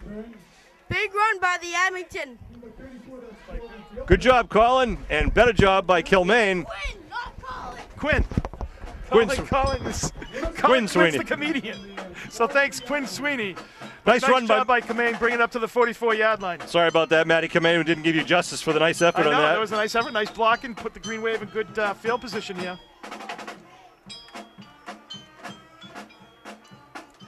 Back to pass is Cawley. Cawley, the quick out pattern to Walsh at the 49. Walsh gets driven backwards and drops the ball. And who's got it? The ball still, I think the Panthers got it. And it is Panther ball. Oh, the house is just crumbling out from underneath the Green Wave right now. First play. Well, he kind of slipped there, Sean, and he didn't have his feet. He would have been able to get a nice gain there, and just slipped as he was trying to turn. We've seen fumbles from the very beginning of this game. But Whitman Hansen, now with 9:43 to go and a 15-point lead, has the ball at the Abington 40. Ooh, that hurts. Abington fumbled after the completion to Walsh. He got a good stick, and the ball was loose on the ground. I'm not sure what the delay is over in the sideline. But here they go. Cleary and company line up with trips on the far side of the field. See if they go for the jugular here, Kev. No. Oh, ball's loose again! And the Green Wave take it right back! Green Wave has it! How about that, sports fans? They gained a yard on the play. That's right, Manning with the ball. Nice job by Manning, really getting in there and scrumming that ball out there, Sean. Again, the teams exchange fumbles. And we'll take 9 minutes, 40 seconds now to go with Abington at their own 43-yard line. True to form, Sean. Just when you think this team is dead, they come right back and have a big play. So 1st and 10. 1st and 10 for the Green Wave. It's a reverse. It's a flea flicker. Cawley looking to throw it. Zadrozny's Puts it up in the air. Zadrozny's down the 20-yard line. Coming to the 15-yard line. Pat Zadrozny. Man, Muskegon. Pat Zadrozny with his first touchdown of the year. 57-yard flea flicker. How's about that? Razzle dazzle. Cawley to Zadrozny. Razzle dazzle. The big tight end. Wow. Wow. Zadrozny. This is an important play here, Sean, because they get the 2, be 7, but if they at least need the 1. Falcom to Dwyer to what's his name? Cawley to Zadrozny to the end zone. They line up for the 2-point conversion. Cawley under his center. This might just be a straight run to Jack. They're going to pitch. They pitch it to Falcom. Falcom, a lot of white shirts. Not going to make it happen, and they hold them. They make it 21-12. Ah. Oh, what a big play by the Green Wave offense. So how about that?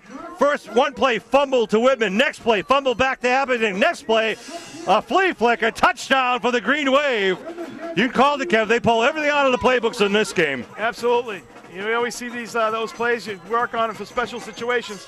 But, you know, the Green Wave is down by 9, which makes it a little more difficult because that means obviously you need 2 scores. Right. So, you know, a touchdown's not going to be good enough. But it was great to see Zadrozny get a touchdown there on that play. He was wide open. That's right. And great to see the senior Zadrozny pull that one off.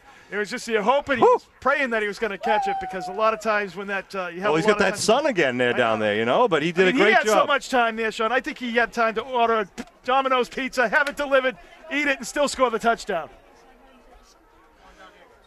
All right, so the Green Wave will be kicking off, and now we're going to have Cole, don't call me Rex Jansen, out there on the kickoff coverage team.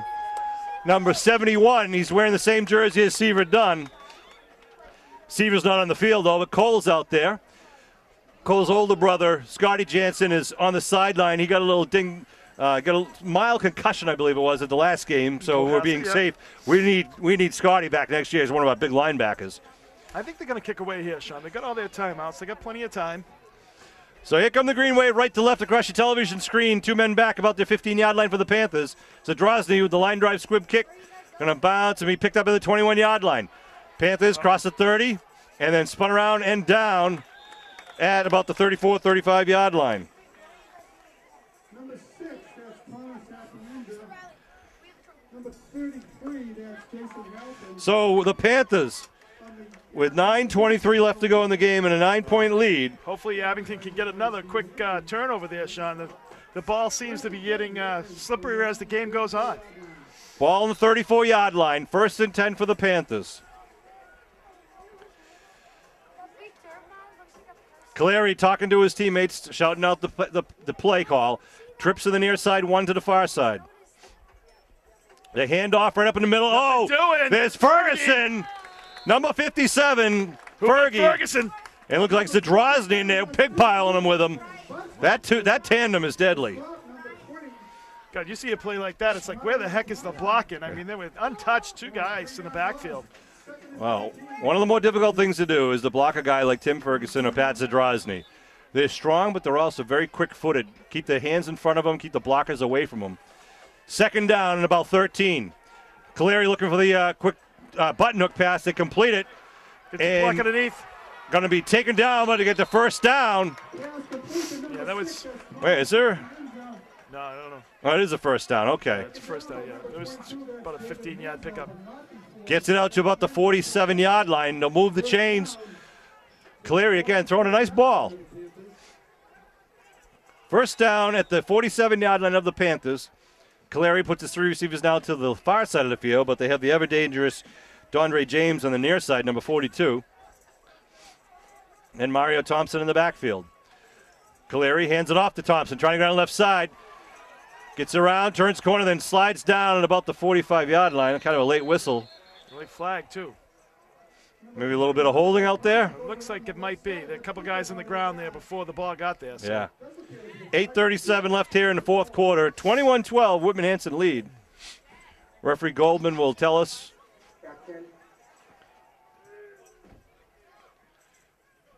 They're talking to the coaches to decide whether they want to move him back or not. Holding.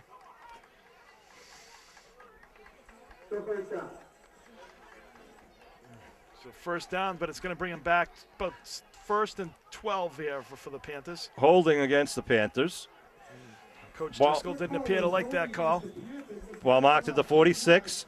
Again, now the trips to the near side. Dondre James to the far side. Looking for Mike Driscoll, the head coach, to call the play. Caleri now shouting out the number. Should be 1st and 12 still. Waiting for the snap. Caleri now looking, now going down the middle of the field, looking for James. What a catch. Dove. Did he get that? Incomplete. Wow. Ball hit the grass. Nice effort there by Dondre James. Still 2nd down. He changed it to 3rd down because there was a penalty on the play. Yes, it is 2nd down and 12 because of the penalty. Right. Ball to 46. So. Yeah, Steve Wakeland again trying to confuse the general public. That's right. With the inefficient operation. Tom Dion, the down marker. straight there, give him a little help. So 2nd and 12 here. It's Here we go now. 2nd and long 12 for the Panthers, but they've been able to get it done. CJ showing blitz. Now they hand it off. Trying to sweep around the near side. Here comes Zadrozny. Oh, Zadrozny just collars them, takes him down, and took the helmet right off the running back, who was number 6. That was Tommy Sapienza. My name is Pat Zadrozny. Don't come near my end. He is a tough kid. Wow. Woo! What a game Zadrozny's having. He really is. He's had a monster season. It's going to be a timeout there. So this is a big play. This is 3rd down here, Sean. I think they punt the ball. If they don't get this. So this is a big play here for the Green Wave D. I mean, if they get a 1st down in this situation, it's going to be tough. I mean, they need 2 scores with 9 points. So it's going to be very tough for the Green Wave to come back. Wishing you and hope you all had a great Thanksgiving Day game. And as we have this opportunity, I want to send a little thanks out to some of the many people that make this thing work. I want to thank the Abington Lions Club, who have had the trailer down here for all the home games. We parked it down on the track to make it happen. I want to send a shout out to Joe Russell, who's usually down there volunteering, but he had a little minor surgery himself. We hope he have a speedy recovery. I want to thank our Abington Water Boys, who always do a good job.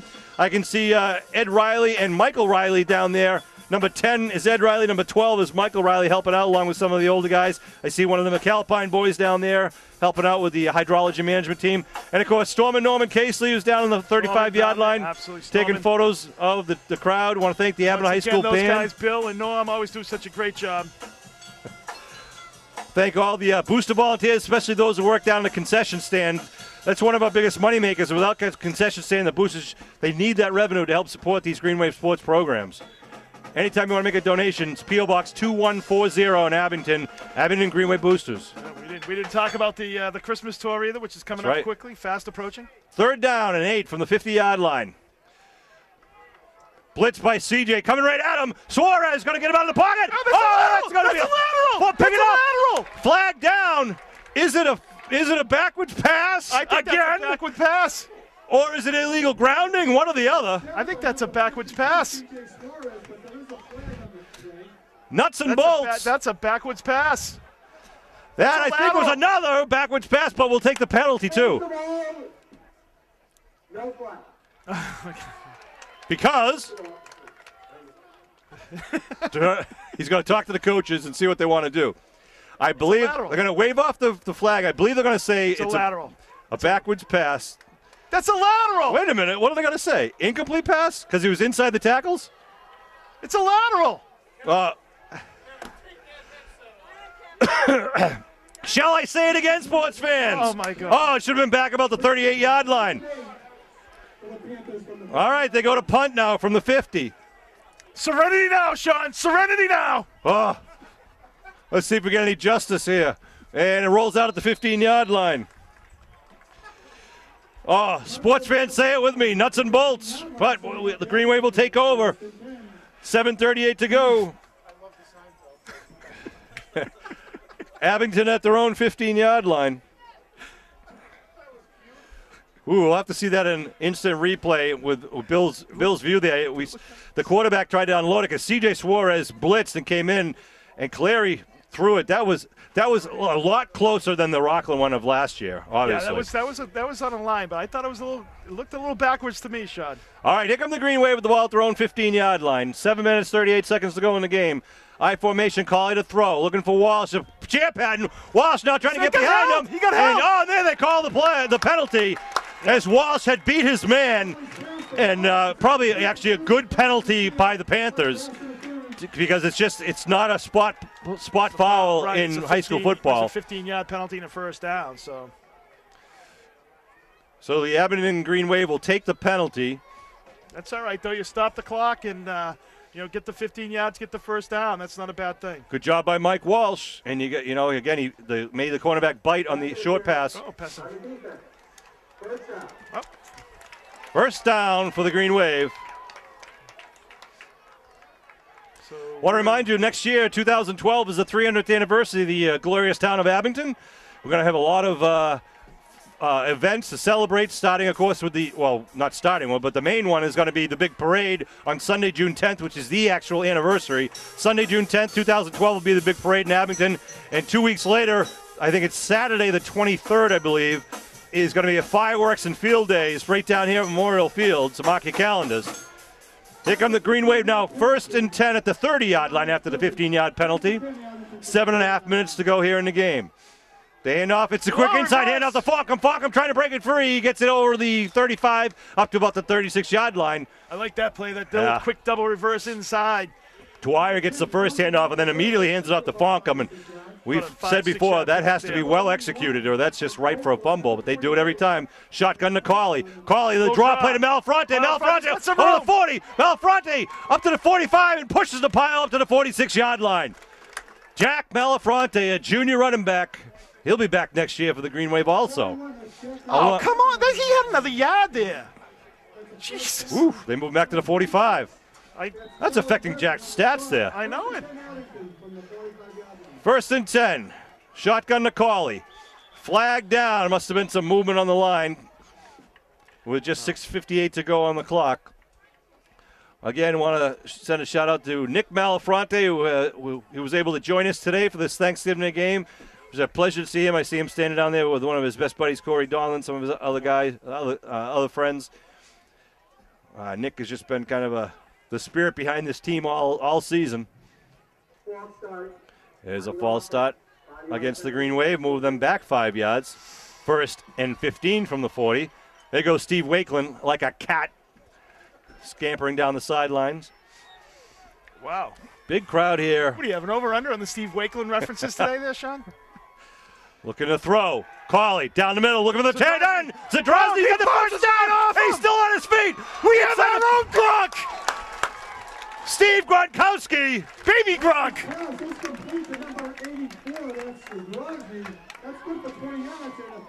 Wow, on the 39-yard line. Gronkowski, Zadrozny, gets the first down for the Green Wave. 1st and 10. Shotgun for Cauley. They show pressure. Steps up. He's going to be taken down. Hit first by number 60. That was Ian Monfils, the captain of the Panthers. They blow the whistle. Brings him back to about just outside the 45. So it'll be 2nd and 16. 6 minutes, 20 seconds of counting here. The Green Wave trail 21-12 here in the 2011 version of the Thanksgiving Day game. This is the 101st edition of this storied rivalry. Walsh out wide to the far side. Fake the handoff. Cauley looking to throw. Oh, ball gets hit, but it's caught! It's caught at the 34-yard line by Pat Zadrozny. Brings up a 3rd and about 5 here, Sean. So That's the Green right. Wave is really, they've got both downs here to get the first, keep the ball moving. We're just under 6 minutes to go. I think they've only used, one time out here, Sean? I haven't been counting, Kev, to be honest with you, but I'll believe you. 3rd and 5 inside the 35, about the 34-yard line. Falcom out wide near side. Walsh out wide to the far side. Dwyer and Malafronte in the backfield. Looking to throw. The quick little pass to Walsh, and he gets the first down. Move the stakes for the Green Wave. Absolutely nice play. Nice quick hit there by Walsh. Cauley is doing a nice job of getting in rhythm here. So I tell you about that sun, though. That was directly in line with the sun there. You can see the shadows were leading right into Walsh's eyes. 1st and 10 for the Green Wave as they reset the stakes at about the 27-yard line. Cauley looking to throw, going to the corner of the end zone, looking for Zadrozny. Zadrozny goes up and it comes down incomplete. Double coverage on Zadrozny, and rightfully so, after the damage he's inflicted on the defense. Well, that was a little bit of a jump ball. You got the big body down there in Zadrozny. You're just throwing that up and hoping that maybe he could come down with it. But he did a nice job of just making sure that if he didn't catch it, no one else did either. So 2nd and 10 here.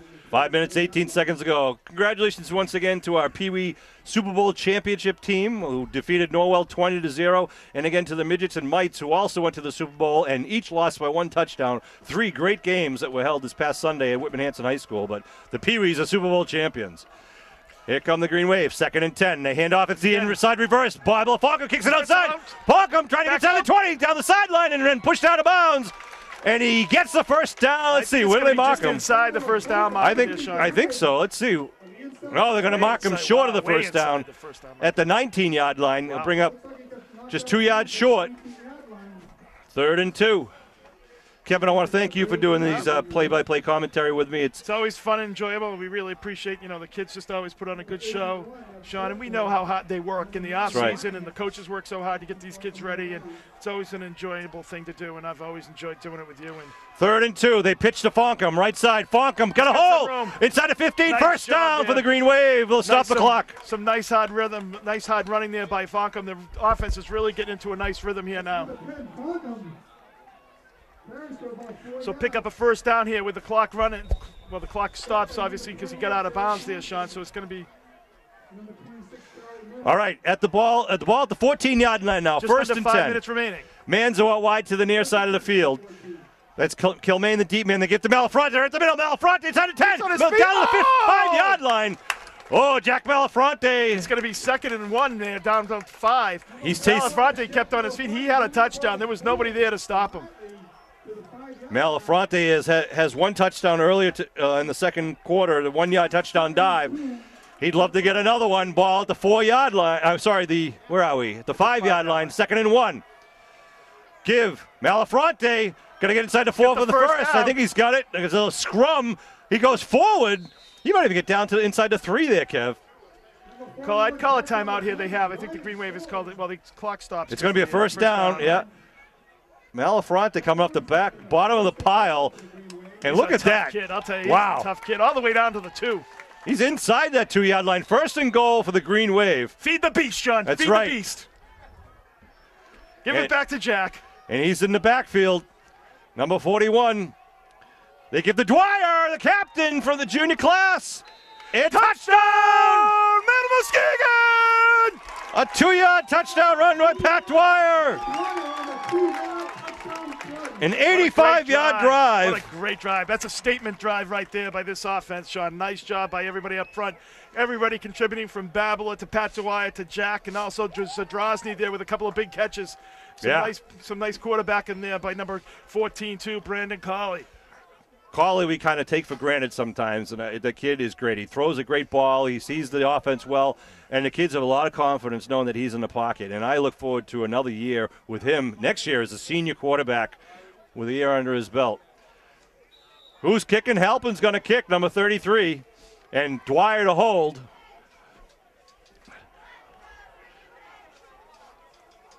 (21-18), awaiting the point after. Oh, offside, and his kick is down. It's blocked, but we're going to kick it again. For not. Got to tackle him. That ball's live right now. Siva gets to him, and now he's taken down, but there was a flag on the play. It's going to be offside. Yeah, I think we'll be doing that all over again. I think they go for the 2 here. It's really not the only way that makes it important, Sean, if you get a field goal at this point. So if you score the 2 points and you get a field goal, obviously you go ahead. So you're down by 3. You're within a field goal's distance here. So right, because now it's moved to the 1.5-yard line, half the distance to the goal, which makes it that much easier. I mean, 3 yards. You think 3 yards isn't that difficult? It is, but when it gets to 1.5, absolutely, you just got to almost get to the line of scrimmage and fall forward. So let's see if they put in the big boy offense, go for the 2. Or what does the Green Wave defense call? And they're sending Colley out. They're going to go for the 2-point conversion. 21-18. Panther leads as we await this conversion attempt with Manning and C.J. Suarez, the big senior, blocking backs for Fonkum. Colley under his center. They give to Fonkum. Fonkum dives forward. And I believe he is, but we're waiting for the officials. We need 2 hands up.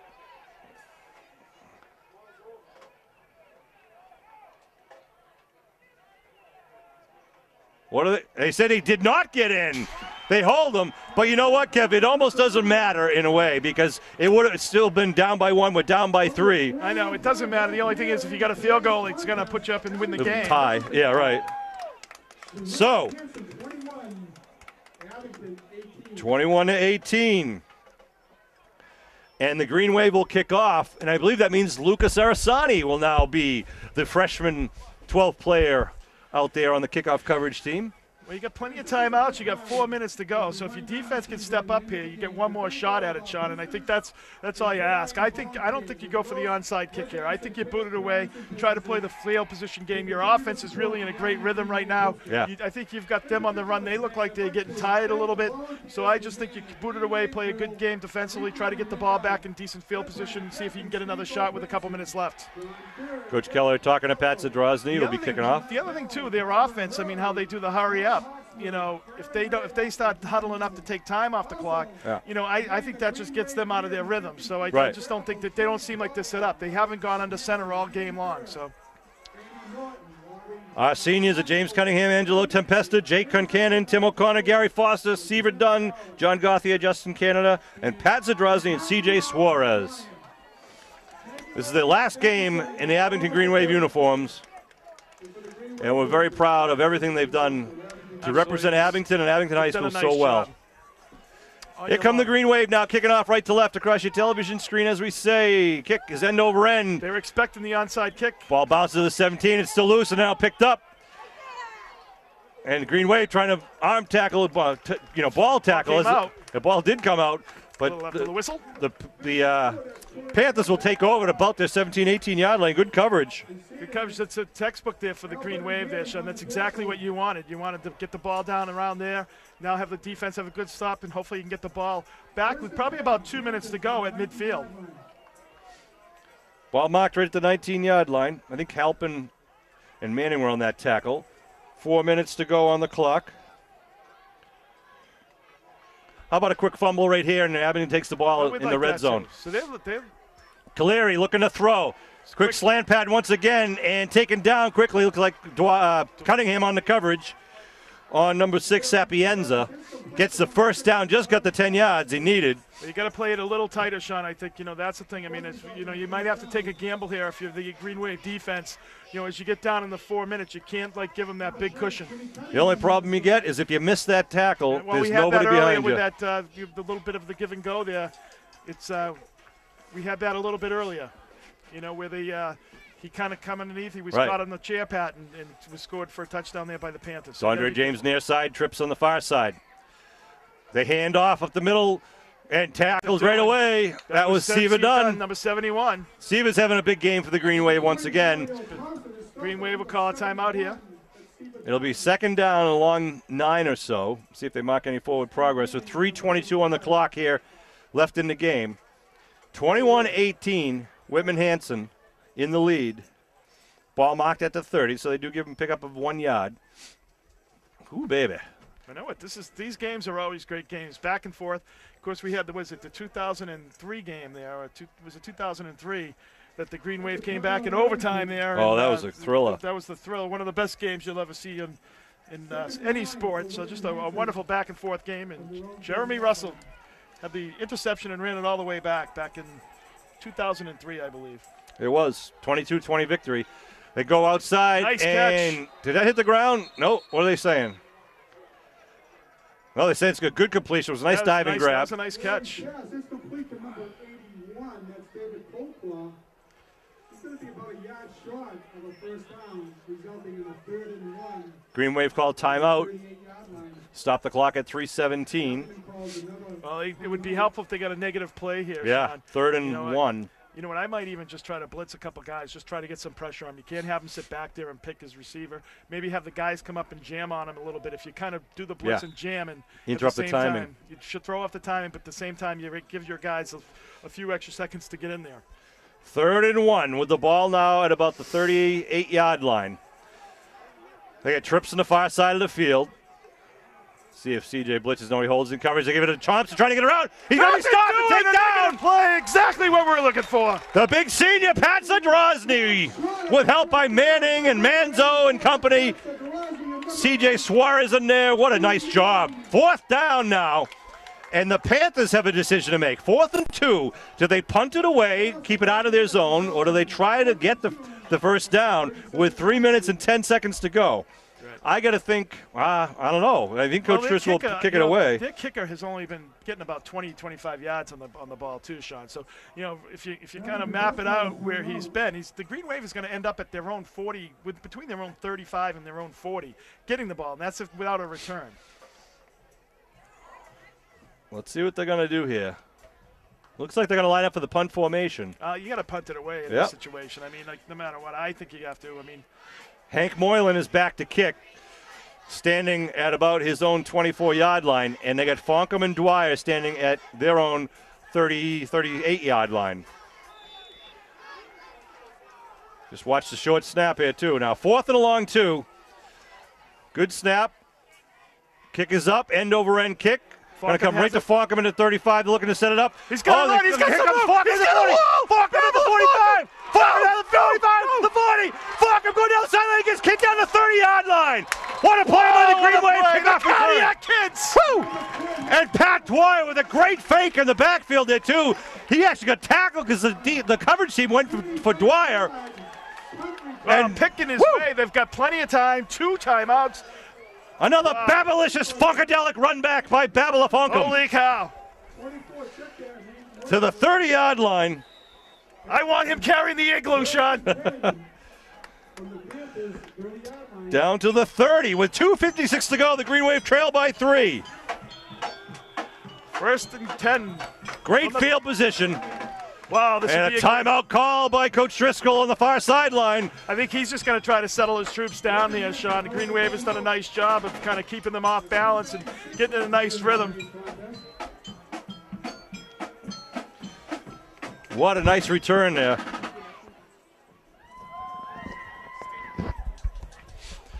So the Green Wave 30 yards away from 6 points, which will put them up by 3 with 2:56 to go. But we've seen a lot of turnovers throughout this game. I'm just saying to get it out of the system. So there we go. So 1st and 10 at the 30. It's like, what do you do, Sean? I think the Green Wave has been very successful running outside all day long. I think you got to put the ball in the hands of Babala Fonkum and let him win it or lose it. Just want to say hi to Chris Nagel. Anything you want to say to the public at home? Happy Thanksgiving, everyone, from the boosters, the Abington Green Wave boosters. Thank you all for your support. Go Green Wave, best Thanksgiving Day game we've seen in a long time, Sean. Well, Chris, we all appreciate everything the Boosters does, and especially, yourself, all your tireless efforts on behalf of the kids. It's really much appreciated. Also Pam Ryan, who does all right, here we go. As well. 1st and 10 for the Abington Green Wave at the Whitman Hanson 30-yard line. Cauley under his center. Cauley hands off to Malafronte. Malafronte goes with a flag thrown. Had to be moving or something because they blew that right away. Either it is 5-yard penalty. But you know what? I think Cauley likes that 5-yard penalty. Moves him back 5 yards. He goes to the air. He gets the first down. Well, I don't. That's what I'm saying. I'm sticking with it. Now, Joe Buckley, who we saw kick a couple of long field goals, is not in the game today because of an injury. Let's see what happens here at the ball at the 35-yard line. Cauley looking to throw. Throws to Walsh. Oh, what a stick. But he held on to the ball at the 27-yard line. Mike Walsh.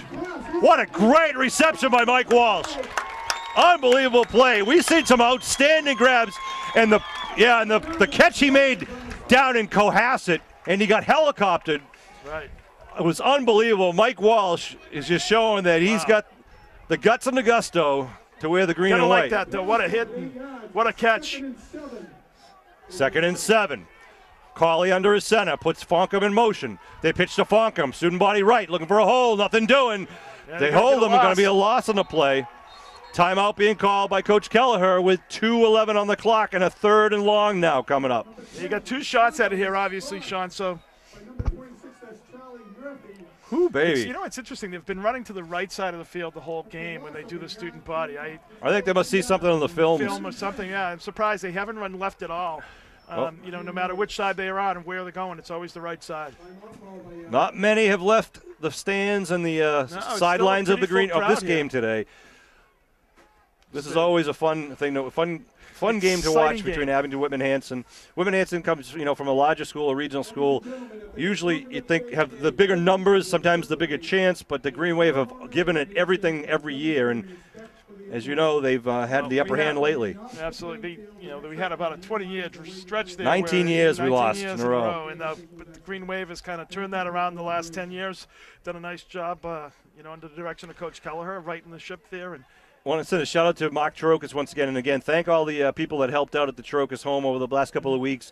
Inside the house, outside the house. I want to thank Cape Cod Lumber for donating a lot of the supplies, and Home Depot, who had a lot of, actually, Mark's co-workers up there helping out. Mark, of course, is our Park and Rec superintendent. I've actually been on the phone with him this week. He's been trying to give us some guidance about how to get the field ready for some of these games and where things are, what needs to be done. He wishes he could be here, but he is recovering, and I'm sure we look forward to seeing him next season. Happy Thanksgiving, Mark, and I hope I'm sure everything will be well. 3rd and 10 now. Big play for the Green Wave. Walsh out wide to the near side. The big tight end Zadrozny on the right side. Shotgun formation. They fake the handoff. Zadrozny looking to throw. Zadrozny now getting tied up, trying to get it out of his hands. It's going to be overthrown down inside the 14-yard line. We have a 4th down for the Green Wave, which of course they'll go for it. Did a nice job of trying to keep the play alive, Sean, keeping his eyes downfield, and always looking for trying to just see if he could get it down there. And he saw Zadrozny at the last second and tried to pull the trigger. So nice effort there by Colley to get the ball out. So 4th down for the Green Wave. They've got to get inside the 20 to maintain possession with 2:04 to go. Well, 21-18. Used all their timeouts. Whitman lead. Too, Sean. So they might have one left. So it's going to be pretty difficult if they don't get this to do anything. But they got 30. 4th and 10 from the 30. Let's go, Green Wave. Panther defense. Going to try to stop the Abington offense here. Abington fans trying to get behind their kids. Trips to the left side. Colley rolling. He's got some time. Looking to throw, going to the corner of the end zone, looking for Zadrozny, and it's picked off in the end zone by the Panthers. Good effort, might as well go for all of it. And that was number 27, I believe, on the interception by Ryan Henry. So the Panthers will take it at the 20-yard line with 1:50 to go. A nice effort by the Green Wave. Got to give them. They did a nice job. Didn't give up, Sean. They're down 14-0. Came back here and really did a nice effort of coming back and staying in this ball game. We congratulate all the seniors who've had a great season, and also all the. We got a lot of juniors and sophomores. They really had a nice year, and I think a lot of them learned a lot, and it'll be really pay off next year. Although they may not be happy with their end of season record, 6-5. That record does not show. Oh, nice job by CJ taking him down. Just blitzes right in, and the clock will be stopped as Abington will call a timeout with 1:51 to go. We'll see if that was the last timeout, Kev. CJ came up limping there a little bit. I think he might have twisted his ankle. Number 52 coming off. Now, if that's the last timeout, Whitman and Anson, of course, would want to run the ball and let the clock continue to roll. Incomplete passes will stop the clock. Of course, a fumble would be great right about now. That Abington recovers. I think, you're going to see them just, I don't know. I don't think they want to, at this point, they don't want to kick the ball back. But how many you get? 30 seconds? 30 seconds from the time the ball is set. So 25 seconds on the So if you do that, the play Green clock. Wave probably could.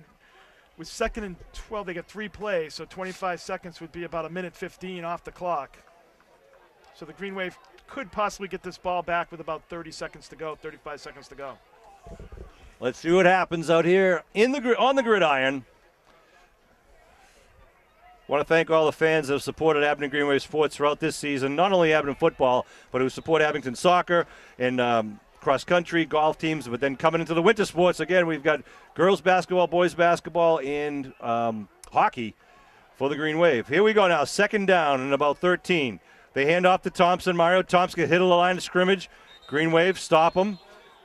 Trying to grab the ball, and they just blow the whistle to stop. Clock is rolling with 1:40 to go. 1:33. Now the clock will roll. They'll try to use all 25 seconds, so they'll have to snap it before 1:08. 3rd down. You're right, Kevin. They might be... have a shot here. They might have the ball for like 10 or 15 seconds. Not much more than that, though. 1:18 and rolling. Once they get it down to, I think, if my calculation's correct, 1:08, they're going to blow a whistle. Because, you're not going to, you wouldn't want to give them the ball in the 18. They're going to give them a couple shots at it. All right, isn't that a delay? thought they just used a little bit of tricks. A handoff up the middle. Green Wave defense right there. They stop them. Clock rolling now, 1 minute exactly and rolling now. 55 seconds in count. Now 4th down. They're going to have to run one more play. There's the whistle now. So 25 seconds from the whistle means they got to get going before seconds, yeah. Before 20, 21, and 22 on the clock. They'll probably take the penalty and they'll let all the clock run off.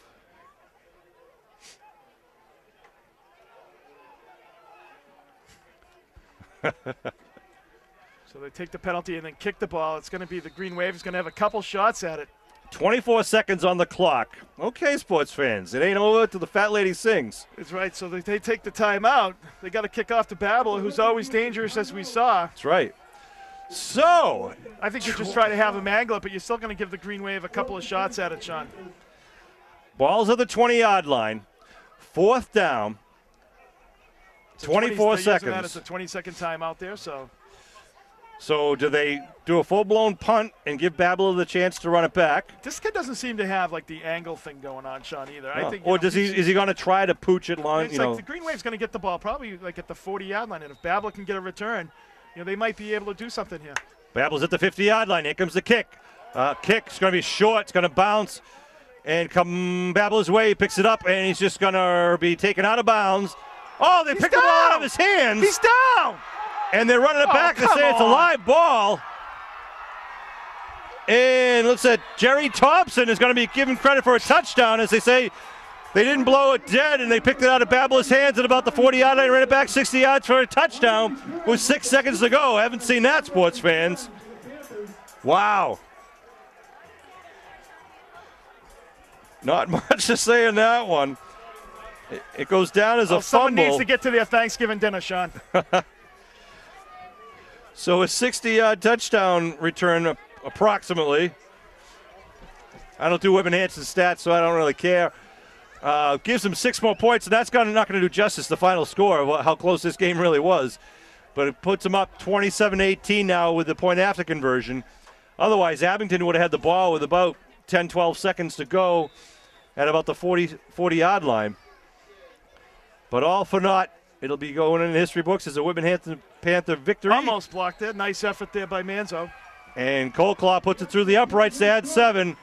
Makes it 28-18 with 6 seconds to go and one more kickoff for the 2011 season.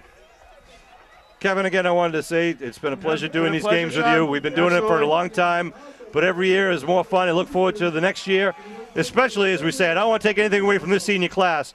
But what Abington has coming up through the system right now with the juniors and sophomores and freshmen. Some great leaders on this team, yeah. Absolutely. And you got to give them credit. They've had a great run.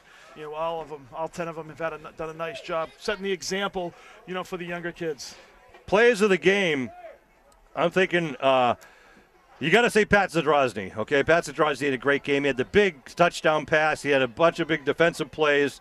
And you want to pick one of the others? Obviously, C.J. Suarez, yeah, too, is the captain. And I think, I got to say then Seaver Dunn also is our third one because he's one of our other seniors in there, and we called his name a lot in the trenches there against a big Whitman Hanson team. But Seaver had some big plays in there as a defensive and offensive tackle for the Green Wave. So Seaver, Zadrozny, and Suarez, who are all seniors, actually, are going to be our 3 players of the game. But I'm sure they would have liked the victory.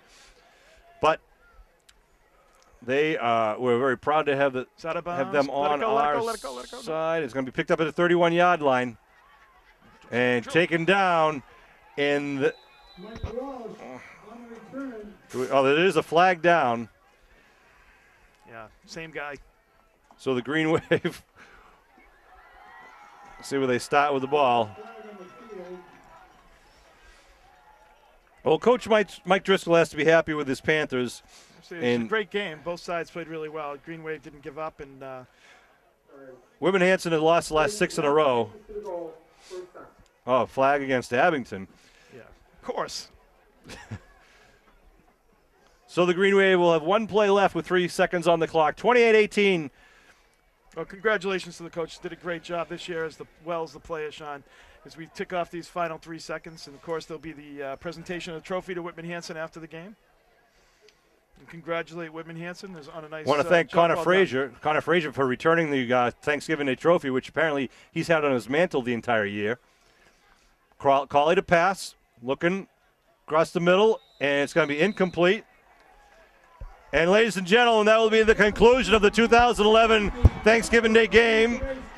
A well-fought game by the boys in the black and white and the green and white. Absolutely. Nice job by the boys in green. I want to congratulate and thank again our seniors. Number 3, James Cunningham. Number 7, Angelo Tempesta. Number 40, Jake Concannon. Number 50, Timmy O'Connor. Number 59, Gary Foster. 71, Seaver Dunn. 74, John Gauthier. 78, Justin Canada. 84, Pat Zadrozny. And number 52, one of our captains, C.J. Suarez. For a wonderful season. C.J. leading the team out there at the top of the line. Doing a great job. I want to thank Coach Kelleher and all of his assistant coaches for all the work that they do. The Abington cheerleaders, the Abington band, and especially the Abington Greenway Boosters. Kevin and I are proud members of the Abington Greenway Boosters. If you'd like to get involved, it's one of the best organizations in all of Abington. You don't have to do anything. Just kind of be there and help out. Many hands make light work. Absolutely. And we hope to see you at all the Greenway basketball and hockey games in the very near future. Thank you to all the alumni who came back to support the Abington Greenway football team here in the 2001 season. We will see you next year here at Memorial Field. But between now and then, we'll see you at the Richard F. Memorial Gymnasium in Abington High School for some basketball action, and at the Rockland Rink, and the Cashman family hosts all the Abington hockey games there. For Kevin Whalen, for Bill Davis, for Norm Casely, my name is Sean Riley. I want to thank Tom Dion and Chris Nagel for all the help. Happy Thanksgiving to everyone out there in Green Wave Nation. Congratulations to the Abington Green Wave for another fine season. Congratulations to Coach Driscoll and the Panthers for the victory for today. We will see you next year for more Green Wave football.